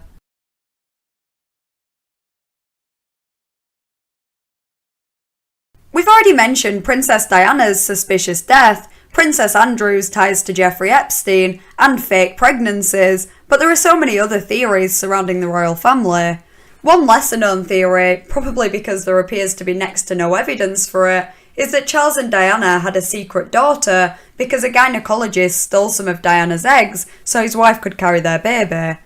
Others include Charles being a vampire, Meghan Markle being a political ploy, and Princess Margaret, the Queen's late sister, having a love child. Robert Brown actually spent £100,000 trying to prove he was Margaret's son, and won a lawsuit which allowed him to see her will, though it didn't prove his assertion.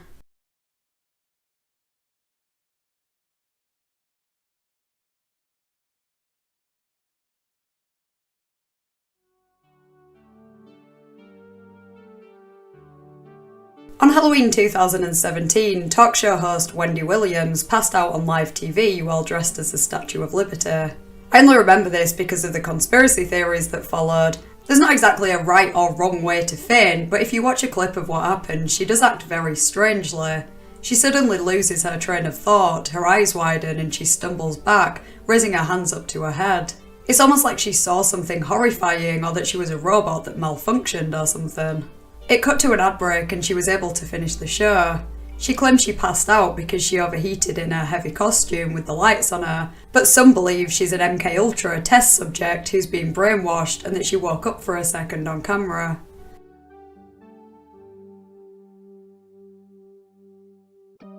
On the 5th of October 2001, an email began circulating from a woman who claimed that a friend of a friend was dating a man from Afghanistan a few months back, and that she went to his house when he failed to show up for a date, only to find that he'd moved out.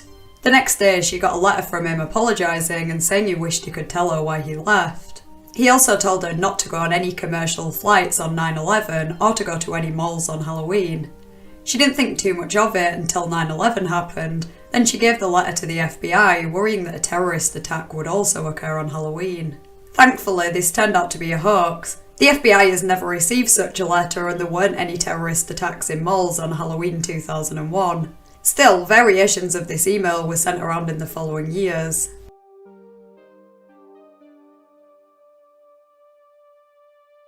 On Halloween one year, kids in the neighbourhood were getting dummies and pretending to chop their heads off, so Susan and John Buckley thought it'd be funny to actually murder their mother. When the kids came trick-or-treating, they opened the door and decapitated their mother with an axe. One of the kids took a photo of the scene before they went home and eventually called the police. By the time police arrived, Susan and John had fled, leaving behind only the half-eaten body of their mother.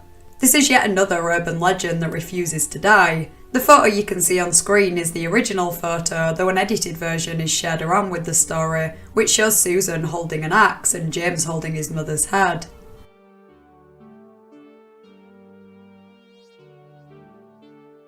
While many choose to dress up as vampires or witches or fictional characters, others like to go for the more realistic costumes, some of which are extremely controversial. Every Halloween there are reports of people dressing up as real people who did awful things, such as serial killers like the Zodiac Killer and Ted Bundy, and a couple of years ago a man even made the baffling decision to dress his 5-year-old son up as Hitler.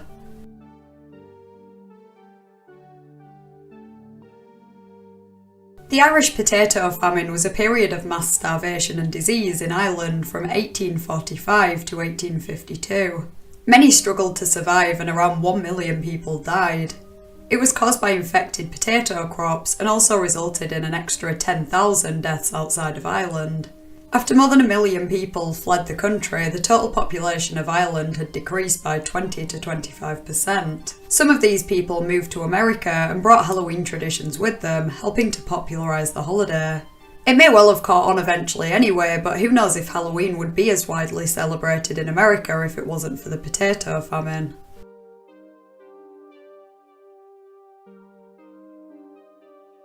I promise this is the last mention of anything related to the Halloween movies, but for a long time there has been a rumour that Michael Myers was based on a real person.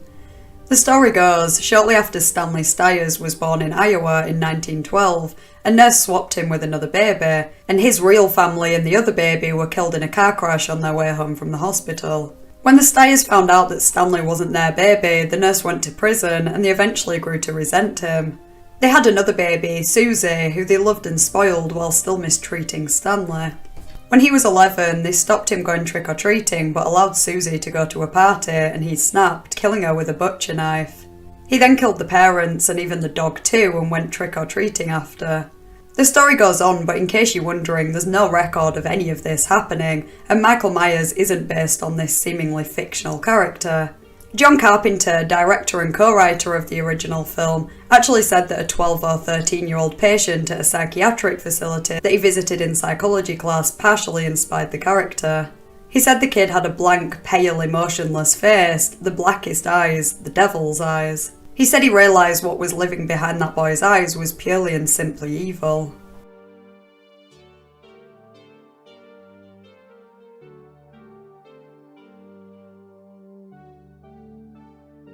On the evening of Halloween 2011, 49-year-old Maria Adams was stabbed multiple times and later pronounced dead at the hospital. The same day, Liddell Peoples, an acquaintance of hers, was arrested, and he was later convicted and sentenced to 30 years in prison for her murder. There had reportedly been a disagreement between the pair over a missing bag of Halloween candy, with one accusing the other of eating it. The fight turned physical and Maria threw plates towards Liddell in self-defence before he stabbed her, then called the police to hand himself in.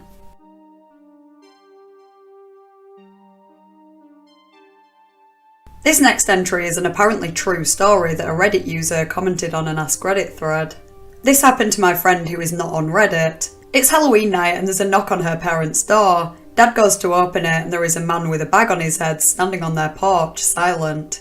The man makes a move to step into their house and Dad pushes him backwards. Everyone watches as the man falls backwards off of their step and smashes his head on the ground.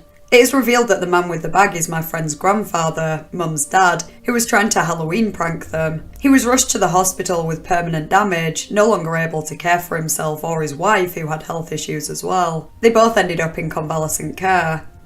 Additionally, my friend's mother never forgave her husband, placing the blame of the accident entirely on his shoulders. They divorced shortly after.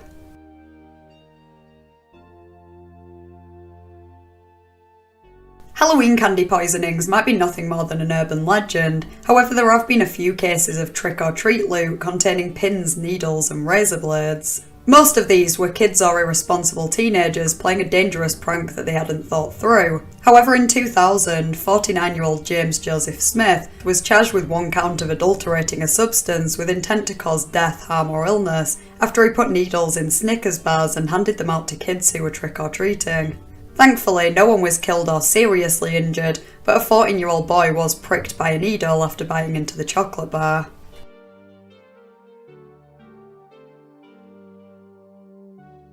Harry Houdini was an illusionist, stunt performer, mysteriarch, but most notably an escape artist, who died on Halloween in 1926 under somewhat mysterious circumstances.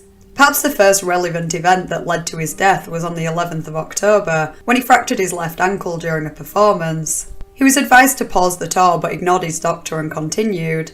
He was still in pain on the 22nd of October, and when he was taking a short break in his dressing room, a student entered and asked if his claims of being able to resist hard punches to the abdomen was true. He said yes, and suddenly the student forcibly punched him 4 or 5 times without giving him time to prepare, causing him considerable pain. He later complained of bad stomach cramps, which got worse the next day when he got a fever, accompanied by cold sweats and fatigue. The doctor believed it was appendicitis and told him to go to hospital, though once again Harry ignored the advice. He just about managed to do his show on the 24th, but collapsed right after and had to be taken to hospital.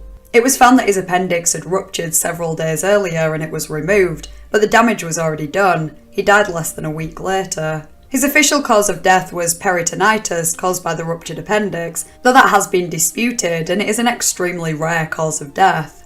Because he was a skeptic who made it his business to expose psychic frauds, some actually believe he may have been murdered by psychics to prevent him debunking any more.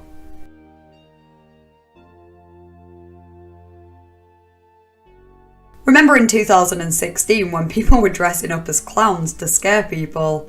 Yeah, that was a weird time. The fad actually began in Wisconsin in early August, but it reached the UK, Canada and Australia in October.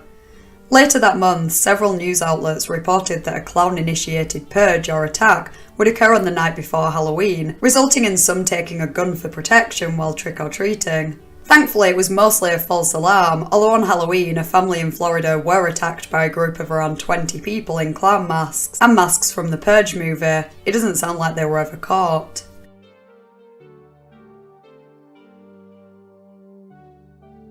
Hyun Jong-song, also known as Cindy, attended a Halloween party in Pennsylvania in 2001.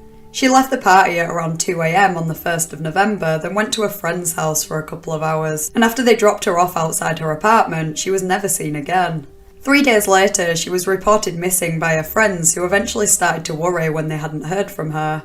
Her phone, backpack and other personal belongings were all found in her apartment, implying she made it inside before disappearing, though her keys and purse containing her credit card and driver's license haven't been found. Some of her family members believe she may have taken her own life after breaking up with her boyfriend, though others believe she was abducted either from her apartment or when she was walking to a nearby shop. Despite various theories and a couple of potential suspects, not much evidence has ever been found, and Cindy's disappearance remains a mystery to this day.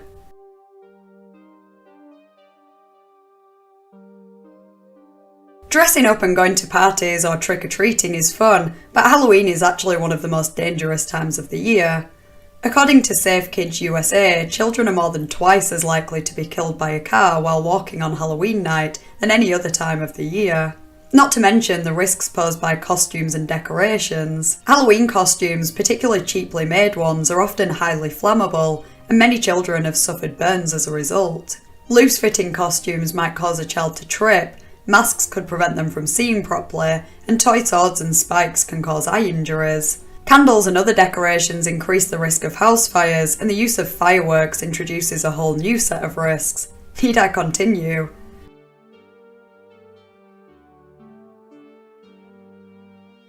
Cindy Song is far from the only person to have disappeared on Halloween. In 1955, 2-year-old Stephen Damon and his sister Pamela disappeared after they were left in a stroller outside a bakery in New York. Luckily, Pamela was soon found close by, but Stephen was nowhere to be seen. Around a month later, the family received a ransom note demanding $3,000 in exchange for Stephen. They were then sent 2 more, one asking for $10,000 and another for $14,000, though it was speculated that they were hoaxes. Sightings and tips over the years led to nothing but dead ends, and the more time passes, the less likely it is that Stephen's disappearance will ever be solved.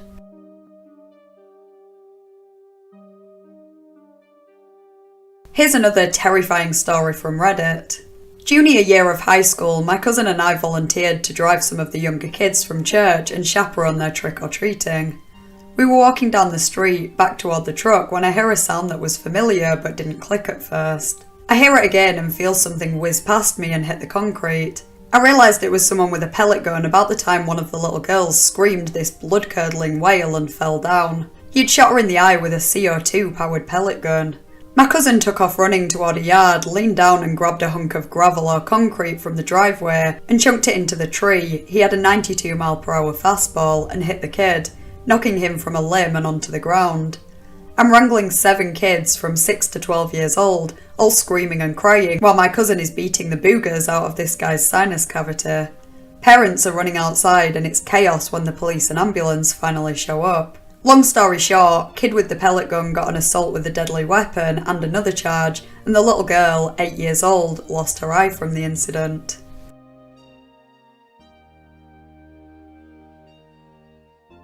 Just to ruin another fun Halloween activity, turns out apple bobbing isn't as safe as you might think it is.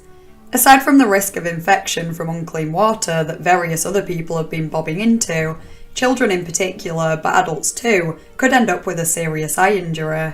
A small number of people end up in A&E every year after injuring themselves playing this game. If you are going to take the risk, at least don't do what a group of students did in 2016 and bob for the apples in a mixture of alcohol and urine. The apple bobbing may not have been the direct cause, but one of the students was found dead the next day, perhaps from alcohol poisoning.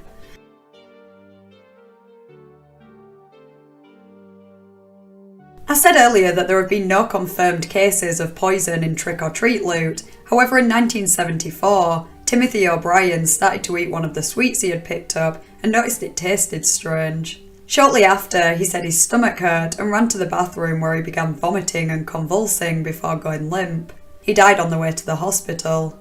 This sparked concerns that other candy given out that night was poisoned. However, it turned out that Timothy's father Ronald had given him the candy that was laced with cyanide, pretending it was given by a neighbour to kill him and collect his life insurance to get himself out of significant debt. He had also given poisoned sweets to his daughter, 2 of his neighbour's children, and a boy he recognised from church, though thankfully none were eaten before they could be recovered.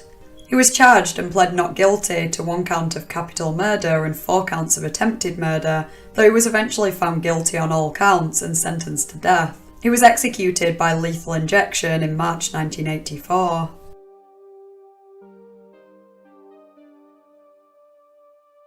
In 1990, 17-year-old Brian Jewell died after a stunt he performed went horribly wrong at a Halloween hayride. He'd done the stunt successfully the previous nights and earlier that day, where he pretended to hang from a gallows. The rope wasn't supposed to tighten, but something went wrong and he was actually hung. Tragically, this isn't the only time something like that happened. The same month, a 15-year-old boy and his friends staged a haunted house in his aunt's basement, where he planned to pretend to hang himself, but actually ended up doing so. When performing any stunt, you should always have someone there to help in case it goes wrong, but you should probably just avoid stunts that are this dangerous in general.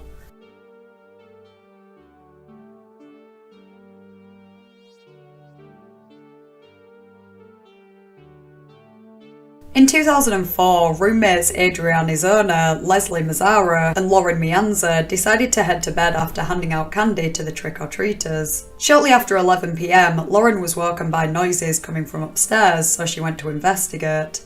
She heard a blood-curdling scream, then panicked footsteps coming down the stairs. She ran and hid in the backyard and eventually watched an unknown man climb out of the kitchen window and disappear into the night. When she went back into the house, she found Adrian dead in a pool of her own blood and Leslie nearby, only just alive, having been stabbed multiple times. Lauren called the police and left in her car, worrying the man might still be around. Adrian sadly died in the ambulance on the way to the hospital. In September the following year, police announced that they had a DNA match on cigarette butts found outside the home, and just 5 days later, Eric Koppel, Adrian's colleague's husband, handed himself in and confessed to the murders.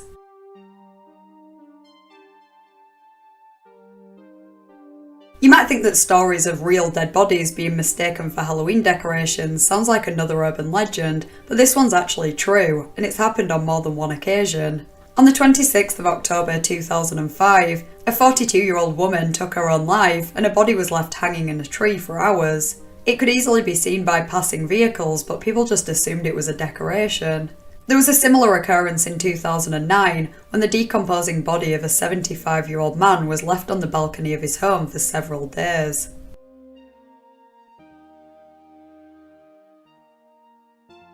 Following on from the last entry is the realisation that Halloween is probably the best time to murder or commit crimes in general. Not that I'm for a second recommending that anyone do so, but bodies, blood and potential murder weapons are far less suspicious at Halloween than any other time of the year and may well be passed off as fake. It's also harder to recognise someone or describe a suspect to the police if they and everyone else are wearing masks.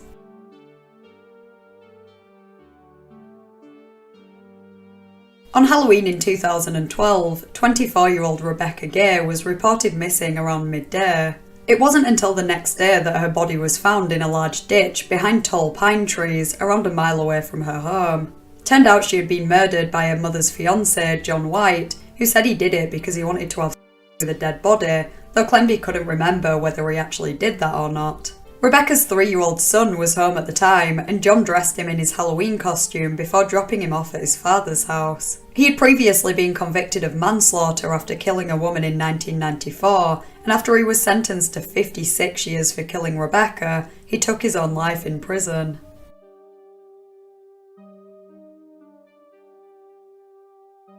I didn't really feel like the whole video needed a warning, but this entry is extremely disturbing and gross. I won't be going into much detail, but if you haven't got a strong stomach, I suggest you skip it. A Reddit user recalled a very disturbing event that occurred on Halloween in 2001. They were a police officer and their partner noticed what looked to be 2 men dressed as Mickey Mouse and a woman dressed as a deer fooling around past a thicket on the side of the road. Concerned that the woman was unconscious, they approached the group and were horrified to realise that there was no woman, but a real, dead, cut-up deer which the men were having inappropriate contact with. I'll spare you the gory details, but needless to say, the men were arrested and they tested positive for meth. Turns out they were labourers who had disappeared months ago.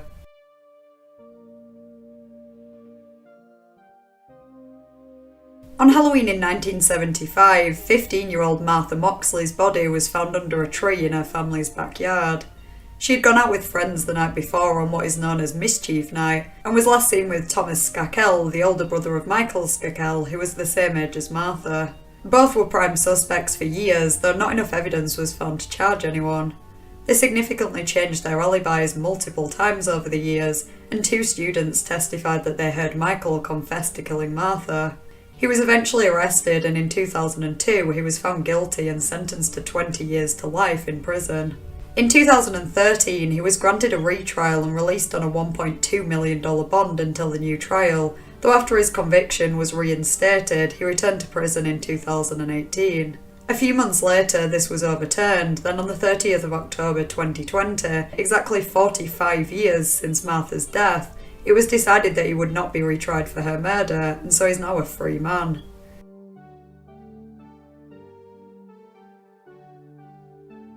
On Halloween in 1963, a live performance of Holiday on Ice was interrupted with the sudden violent explosion of a propane gas tank that had been overfilled and subsequently overheated, blowing the safety valve.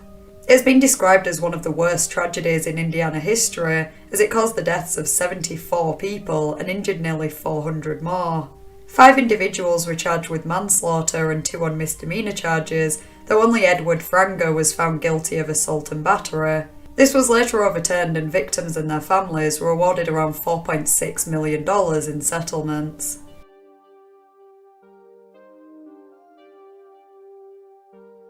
At around 6:30 a.m. on the morning of Halloween 2004, the body of a newborn baby was found by a housekeeper in a bin mounted on the wall of the Hilton Resort and Marina. She was born at around 2 a.m. and immediately dumped by her mother, with the umbilical cord and placenta still attached. It's not clear exactly what was happening, but according to witnesses, 3 men were waiting for the mother in the hallway outside the bathroom, one of whom claimed to be her boyfriend and said that she partied a bit too hard at a festival. When she came out of the bathroom holding her stomach, the group were escorted outside by security and never seen again. Considering the evidence and information known or suspected about the group, it's surprising this case hasn't been solved. DNA evidence such as blood plus finger and palm prints were collected from the bathroom. Witness testimony led to the creation of composite sketches, and the mother's first name is thought to be Samantha or Sonia, yet neither she or the men she was with have ever been identified. At one point, Casey Anthony's prints were compared as she fits the profile of the type of person that would do that, but they didn't match.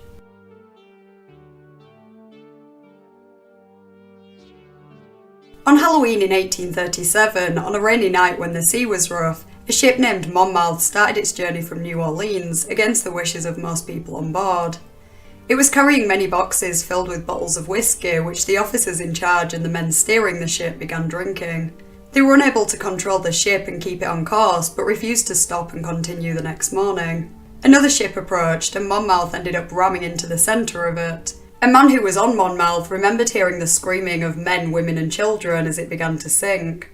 Some smaller boats came to the rescue, but Monmouth had been torn in two. There was no way everyone could be saved. It's estimated that at least 240 people drowned, possibly even more than 400.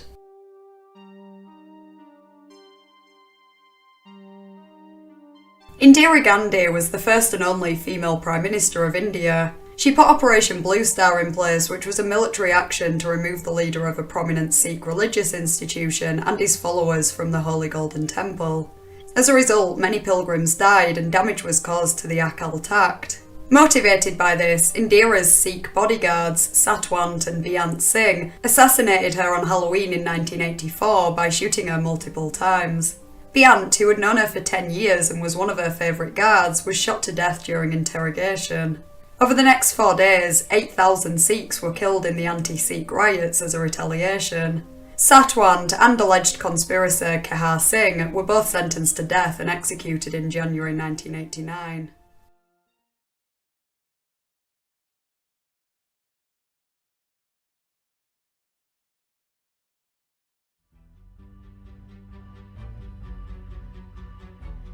This PSA begins with a shot of a young girl dead after being hit by a car. In a voiceover she says, "If you hit me at 40, there's around an 80% chance I'll die. Hit me at 30 and there's around an 80% chance I'll live." Meanwhile, we see what happened in reverse, and the girl slides back into the middle of the road and takes a breath.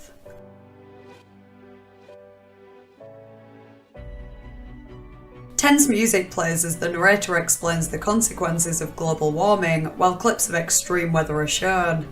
The music suddenly gets more intense and you can see the gas emitting from power plants, cars and chimneys. We are reassured that it's not too late to act, but the feeling of impending doom it causes is pretty strong.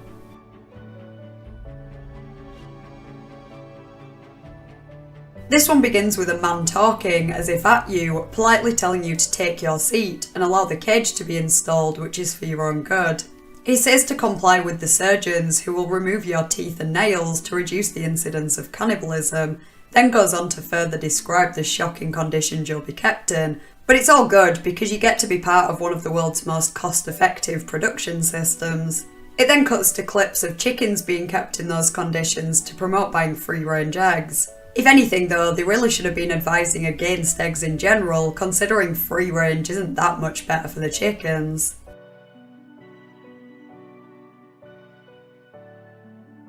Two groups of school friends are walking. A boy and a girl from each group are texting each other. They eventually see each other across the road, and the boy is so focused on his phone that he gets hit by a van as he's crossing. You see the smashed window, the boy go flying, the phone breaking as it hits the ground. Then the boy's head hits the ground and blood spurts out of his mouth. The next scene shows the girl and his friends and family crying at his funeral.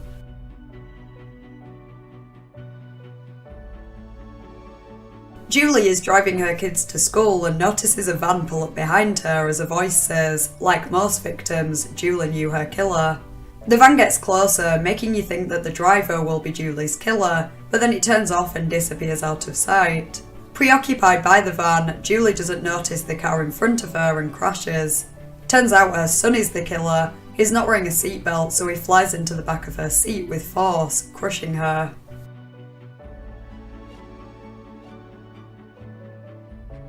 Smile shows a woman applying makeup, obtaining bruises and wounds on her face in the process. After we're told that thousands of animals suffer this every year and asked not to purchase cosmetics tested on animals, the woman screams, clearly in pain.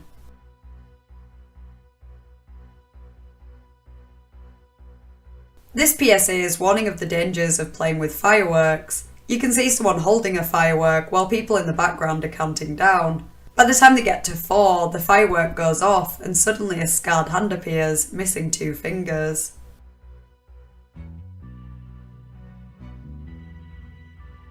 The sun is shining, birds are singing, and children are out playing in their garden. Simultaneously, a man heads to the pub after football and has a few drinks. He makes the stupid decision to drive home, and on the way, he crashes and flips right into the garden, killing one of the children instantly.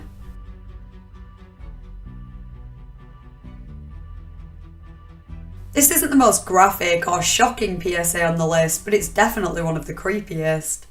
A hooded figure is present throughout, and his voice narrates scenes where children don't realise there's any danger and yet end up drowning. It starts with a scene of dark and lonely water, as the title hints, and the figure says you'd expect to see him there. Then a child is showing off to his friends and falls in the water. The next child is hanging off a rotting tree branch trying to get something out of the water. And finally, a child ignores the no swimming signs and gets caught in something under the water. But his friends manage to get him out, as the figure says, "Sensible children, I have no power over them." I'm not sure if it's supposed to be funny at the end, but it kind of is when one of the kids points at the figure's robes on the floor, tells his friend to grab them to wrap up the boy that was in the water, and he just decides to throw it in the water.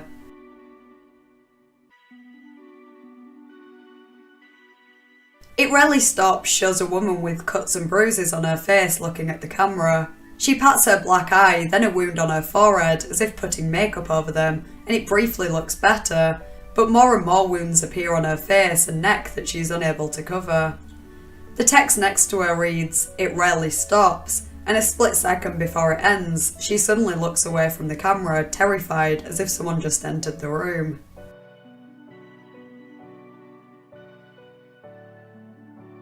Shop Girl is one in a series of pretty graphic PSAs that were released by the Canadian Workplace Safety and Insurance Board to show that there's no such thing as an accident in the workplace. It shows a woman up a ladder trying to hang a sale banner in a shop, and as she reaches over to secure it, the light fixture breaks, the ladder falls from under her feet, and she falls straight onto a glass cabinet. Her co-worker screams that there's been an accident, and the woman stands up, covered in blood, cuts and broken glass, and explains that it was no accident because the company should have replaced the ladder years ago, she herself shouldn't have reached over like that, and there should be a strict policy about two people doing a job like that.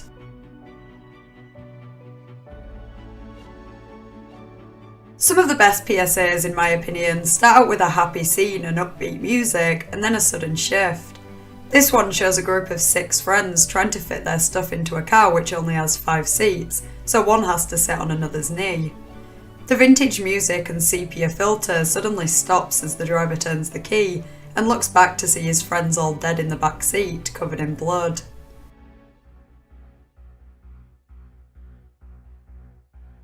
Two men and a woman are sat at a table. Sounds like I'm about to make a bad joke. They're all eating until all of a sudden the woman stands up and hits one of the men, and the other man starts beating him too, dragging him into the other room and hitting him with a belt. The text at the end says, "This is a dramatisation, in reality the victim is 6 years old."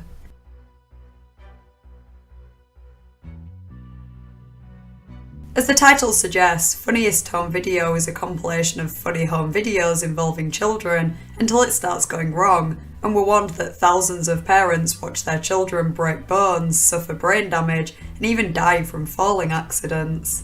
I don't know if the children in the later clips really did get seriously injured or die. If so, that'd make it all even more disturbing, but the implication alone is scary enough.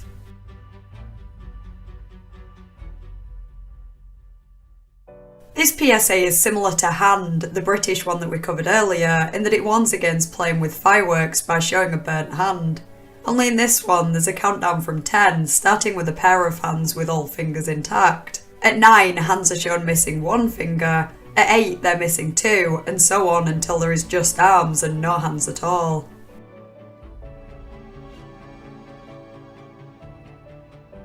Ambient music plays as a woman in a forest takes a drag of a cigarette, and after a tree obstructs the camera's view for a second, the woman suddenly looks like a zombie. The text screen at the end reads, "Would you still be smoking if it did to your outside what it does to your inside?"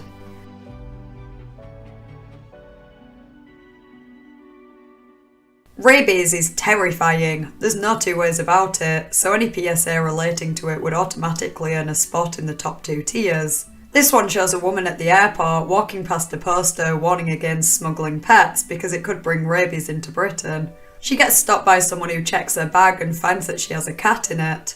A voiceover tells us that this could mean a sentence of death for the pet, and death in a manner that is beyond description for you or someone else. Whichever way you look at it, rabies means death.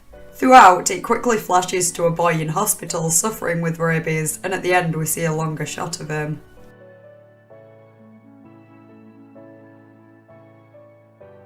To make the point that an airgun is not a toy, this PSA shows a doll being shot by one and its face is shattered, with blood pouring out and flesh hanging out of the cracks. It's only a doll, but it still kinda takes you off guard.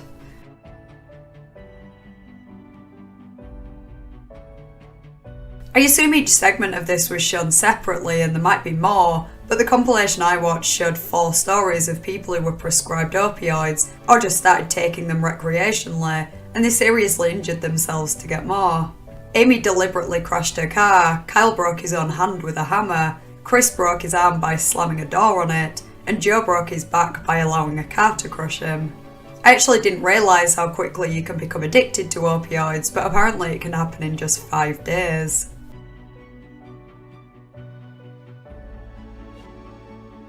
Throughout this PSA, we see a normal, happy young girl deteriorate after getting evacuated from her home in London. It's meant to show what life would be like if London were Syria, and ends with the text, "Just because it isn't happening here doesn't mean it isn't happening."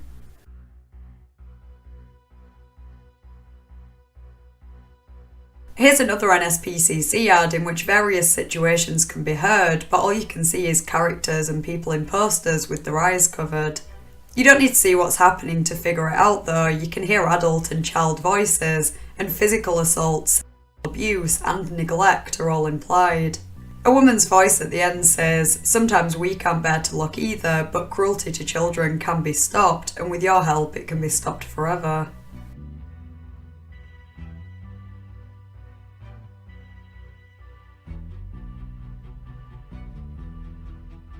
This ad is partly shown from a fly's point of view. A woman gets out of a car, then goes into a building with a fur coat in her hand. The flies head straight to a fur coat on a mannequin and it flashes to show maggots and flesh. When the woman walks over to the coat and opens it, she is horrified to see rotting flesh and maggots fall out onto the floor. In case you hadn't guessed, it's comparing humans to flies to put people off wearing fur, and ends with, "When animals are killed for their fur, 2 kinds of scavengers move in. The difference is, the flies don't know any better."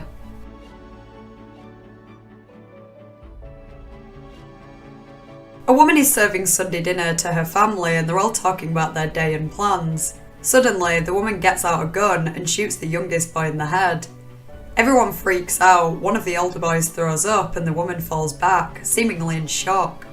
It was released to make the point that keeping quiet about gun crime is like pulling the trigger yourself.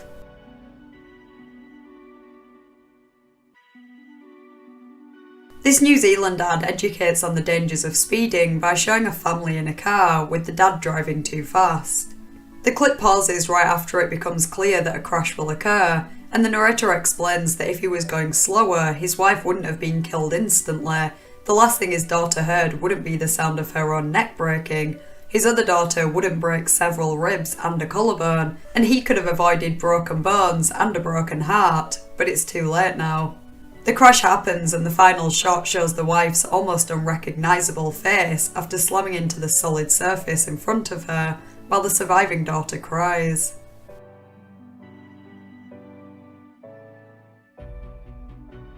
How do children see us when we're drinking? That's what this PSA encourages you to consider by showing kids looking sad, scared and empty, and it soon becomes clear that's because they can see monsters. One child is sat at a table in a restaurant with a very scary looking rabbit, another is being watched playing sports by a man dressed as a creepy clown, and so on. The monsters represent how the kids see their parents when they're drunk.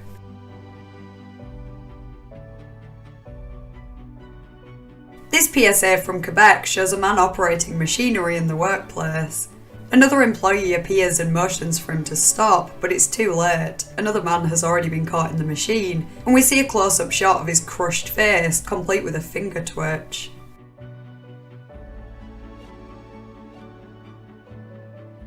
A man is chained up in a cage with some rats as a narrator explains that in the Middle Ages, death by torture was an art form. A common method was allowing a person to be eaten by rats, which we see happening to the man. The narrator's final line is, "Today people just take heroin," and text on the screen tells us that 4 out of 5 who try heroin never escape.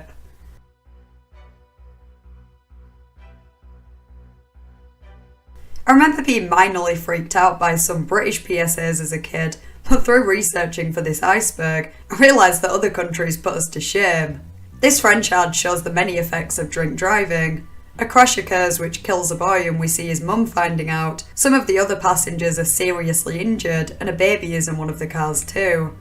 It's quite drawn out and very graphic. You can clearly see some of the injuries and there's a lot of blood.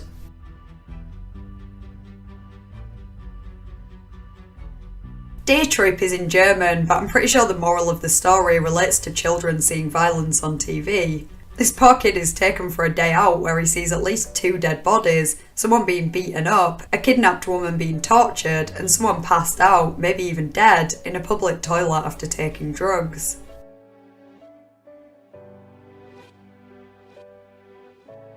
Another German PSA here, which opens with a young girl lying in bed while a disgusting, fleshy, hairy, snake-type creature slithers around her. We see the girl at different stages of her life, and the snake is always with her until the end when she dies and it slides out of her coffin. The snake is used as a representation of the trauma that abuse inflicts on children, which never leaves them if they don't get help.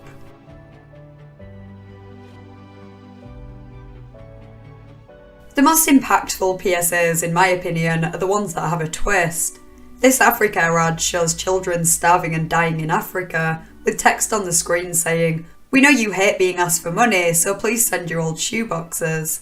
At this point, I'm thinking this is one of those events where you send shoeboxes filled with gifts, but no, it's because, quote, "we're running out of coffins."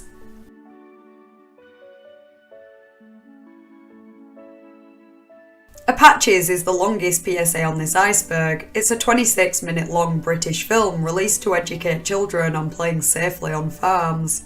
It was shown in primary schools all over Britain, as well as Canada, Australia and America, so I dread to think how many kids were traumatised by it. It features 6 children, all but one of whom die in shocking and avoidable accidents, such as drowning in a slurry pit or accidentally drinking pesticides. At the end, a long list of names appears, real children who actually died in farm accidents the year prior.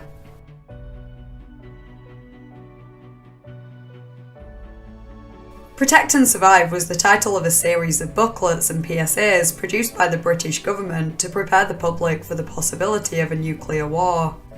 It was straight to the point and detailed what you should do if you're at home, and what to do if you're outside and unable to return home within 10 minutes. It even matter-of-factly tells you that if anyone dies while you're in your fallout room at home, move the body to another room, label it with a name and address, wrap it up tightly with polythene paper, sheets or blankets, and label the outside too. If the body is in the home for more than 5 days, you should take it outside and bury it in a trench as a temporary measure.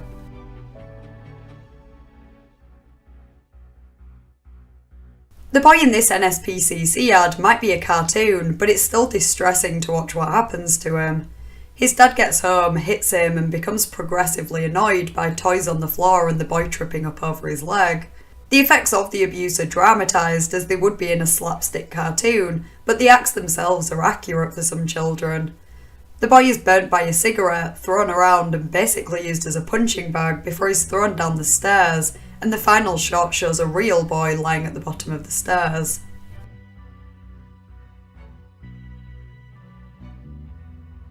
The chase is shot from the perspective of a fox being chased and eventually killed by dogs. At the end, real photos of foxes that have been hunted are shown in an attempt to encourage people to contact their MP to get fox hunting banned, which thankfully it eventually was in the UK 7 years later.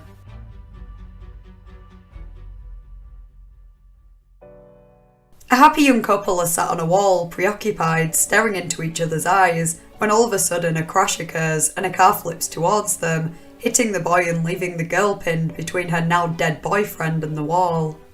The scene is horrific, with a clear view of the wounds obtained and the sound of screams. We then see the crash from the driver's perspective, and it happened because he was speeding.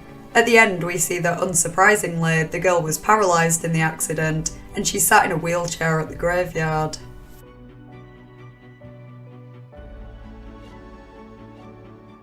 A man walks on stage and begins performing. He's running on the spot, but suddenly it seems that something invisible hits his back and he falls to the ground. It looks like he's getting dragged, then flipped over, strangled, blood is pouring out of his mouth, and he suffers a lot before eventually dying. As footage plays of dead and dying whales who are being captured, the man says, "If this cruel and cold-blooded practice were to happen to humans, the perpetrators would be jailed immediately."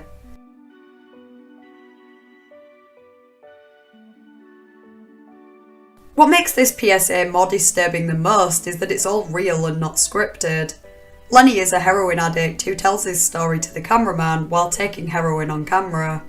He explains that he had cellulitis in his thigh, which left a huge scar, and gangrene in his foot, which almost resulted in amputation. It's so depressing when he says, "I consider myself to be pretty intelligent, I can do whatever I want to do, man." It sounds like he has dreams, but there's no chance of him accomplishing them until he gets clean. He also talks about how he used to like going to the movies and seeing Broadway shows. It's honestly heartbreaking knowing that drugs ruined all that for him.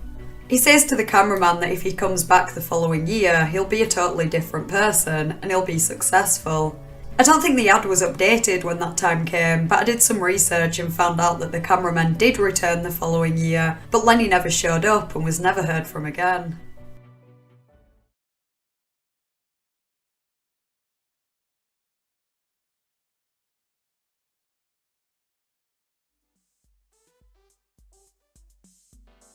You Can't Do That on Television was a Nickelodeon sketch show that ran until 1990. Each episode had a specific theme that was relevant to the popular culture at the time, usually mocking the topics, but one went a bit too far for making harsh jokes about kids being adopted. One of the characters also said "damn it," which resulted in it being banned in America after being shown twice. It continued to air in Canada, though "damn it" was bleeped out.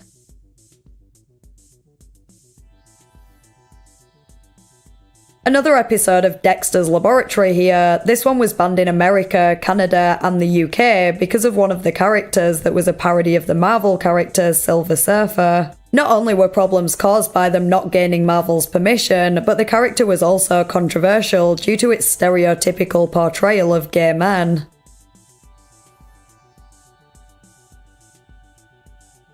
In the first season of the Nickelodeon animated show Rocko's Modern Life, an episode titled Leapfrogs was banned in America after 2 airings due to adult humour and innuendos that were considered inappropriate for kids, though it's still available now on DVD and streaming sites.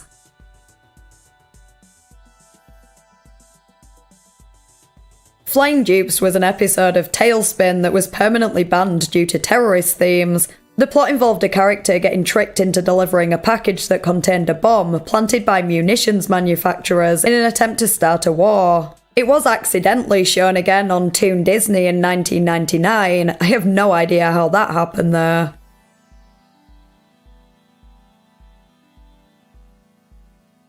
Postcards from Buster was a spin-off of the animated show Arthur that I somehow until now never knew existed. A 2005 episode was banned in America because it featured a lesbian couple. Yeah, that's literally the only reason. It was only broadcast once and has never been released on any home media. An anonymous user uploaded it to Kim Cartoon a few years ago, but prior to that, only a single clip existed on YouTube.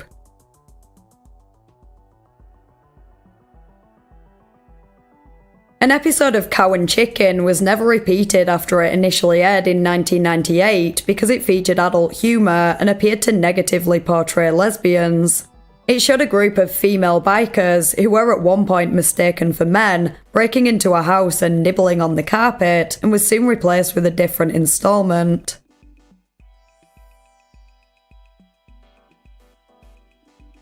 Mass Transit Trouble, an episode of The Adventures of Sonic the Hedgehog, was banned twice. The first time after the Oklahoma City bombing in 1995, which killed at least 168 people and injured more than 680 others, and the second time after 9/11. The episode showed Sonic attempting to destroy bombs that had been left around the city, and there's also a call about a plane crashing, so it was probably seen as a bit too on the nose after the aforementioned events.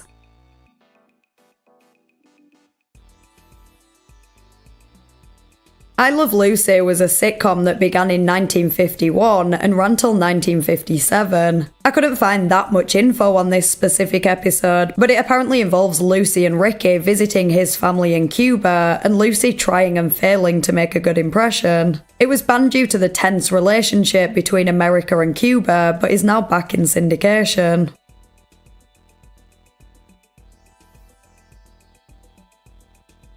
Partial Terms of Endearment is an episode of Family Guy in which Lois decides to be a surrogate for her old friend Naomi and her husband. They both end up dying in a car crash, and Peter suggests Lois gets an abortion until they see protesters outside the clinic, and Peter does a 180 and tries to dissuade Lois. It appears they decided against it until right before the credits, where Peter suddenly says to the camera that they went through with it. It was banned in America because of the controversy surrounding the topic, though unless I've developed a false memory, I'm pretty sure I remember the episode, so I'm guessing it was still shown in the UK.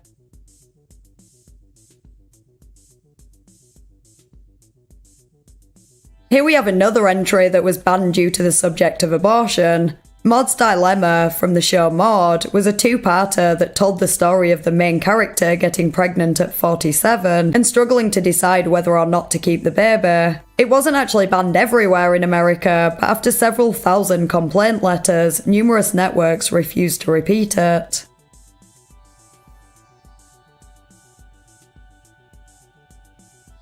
An episode from the third season of the comedy series Married with Children wasn't shown in America until 12 years after it was originally broadcast elsewhere due to the taboo topic and a few lines in particular that were removed when it finally aired in 2002. The plot consisted of a married couple visiting an inn to have relations in a different setting at the suggestion of their friends. While there, they discover a tape of their friends that had been secretly recorded, and after they do the deed themselves, they end up being filmed too, and both couples file a lawsuit over violation of privacy.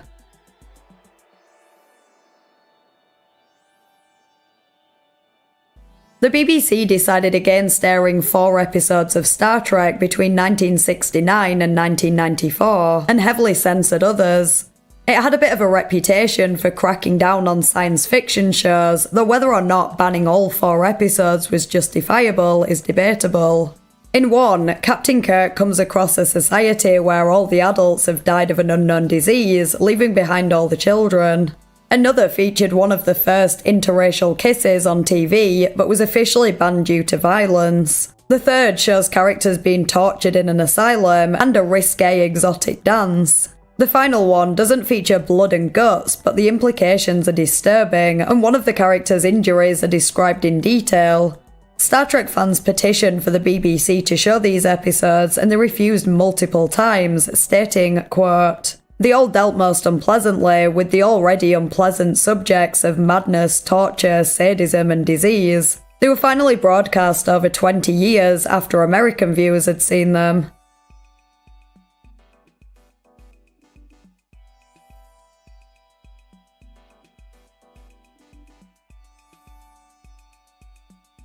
See Me, Feel Me, Know Me was a 2004 episode of the Powerpuff Girls in which a gnome claims he can rid the world of evil in exchange for the girl's powers. They agree, but when he turns out to be evil himself, they regain their powers and travel to his headquarters to confront him.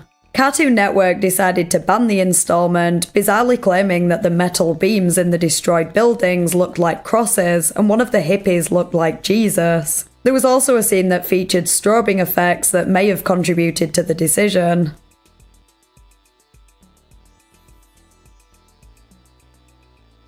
A Buzz Lightyear of Star Command episode released in October 2000 was soon withdrawn from syndication because it centered around a character becoming addicted to phasing through energy. It starts to negatively impact her life, and eventually her father has to get her to stop.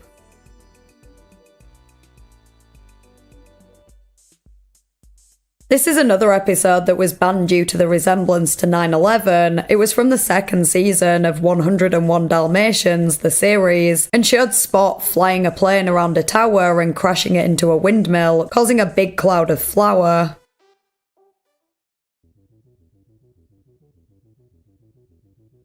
The Legend of Dratini was a Pokemon episode that was never aired outside of Asia, where it was first broadcast in 1997, though the Japanese version can be found on YouTube with English subtitles. The only controversial part seems to be a short scene where Ash was held at gunpoint. I'm not sure why they couldn't just edit it out.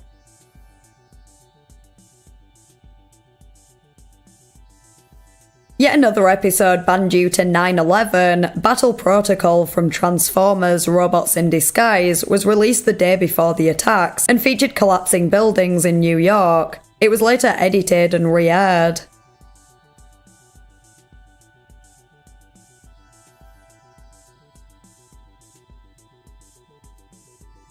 Minnie Takes Care of Pluto is a cartoon short from Mickey Mouse Works that only ever aired in America once because of complaints about frightening moments, such as the presence of poison on Pluto's dog bowl, Pluto being buried alive by Minnie, Minnie trying to kill Pluto with a mace, and Pluto going to hell.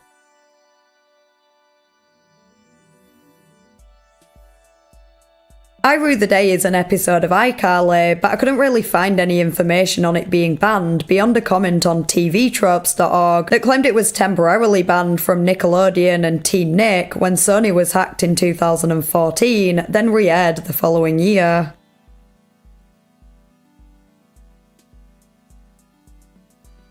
Inside Job is the second banned episode of Buzz Lightyear of Star Command to appear on this iceberg. The decision to not repeat it was made after 9/11 due to the plot focusing on extremists trying to assassinate the ambassador of Gargantua when he announced his intention to join the Galactic Alliance. Super Best Friends is another episode of South Park that was basically banned for the same reason as episode 201 from Tier 2, the depiction of Muhammad. It also features Blaintology, an obvious reference to Scientology, which the boys are persuaded to go recruit for by David Blaine, before Jesus shows up to stop him, and later Buddha, Moses, and other characters. Like with episode 202, a black box with the word censored was used to cover Muhammad.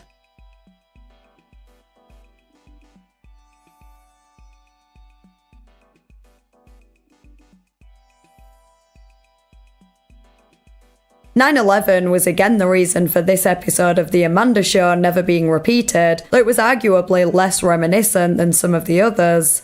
It aired once in March 2001 and focused on a family that had really bad luck, ending with their home being destroyed by an asteroid falling from space. It's still included in the DVD set and has been shown again in Canada since.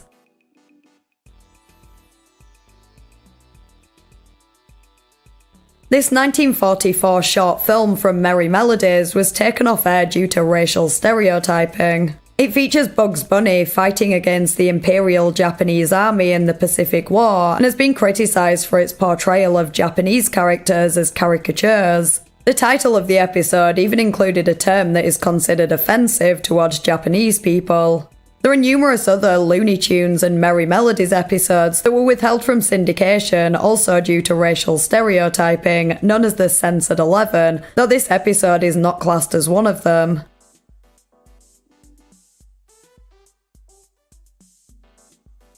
Snuffy's Parents Get a Divorce was the title of a Sesame Street episode from 1992 that never aired because it didn't exactly go down well in test screenings. As you might have guessed, it centred around divorce, and although the intention was to teach children about it in a way that wouldn't traumatise them, exactly that happened. Most were confused. Some came away thinking their parents arguing meant they would get divorced, and if they did, that they wouldn't love them anymore.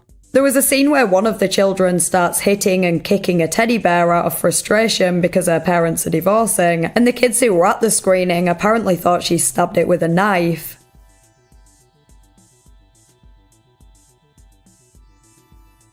An episode of Arthur was banned by Alabama's public TV network because it featured a gay wedding.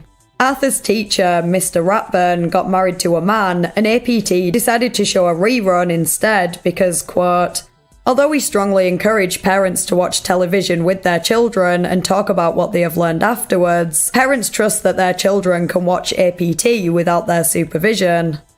The worst part is, this wasn't decades ago or anything, this was literally in 2019.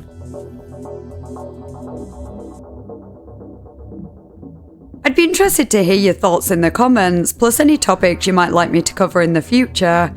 If you enjoyed the video, please consider liking and subscribing. Huge thank you to my Ko-fi members and channel members whose names are on screen now. I really appreciate your support.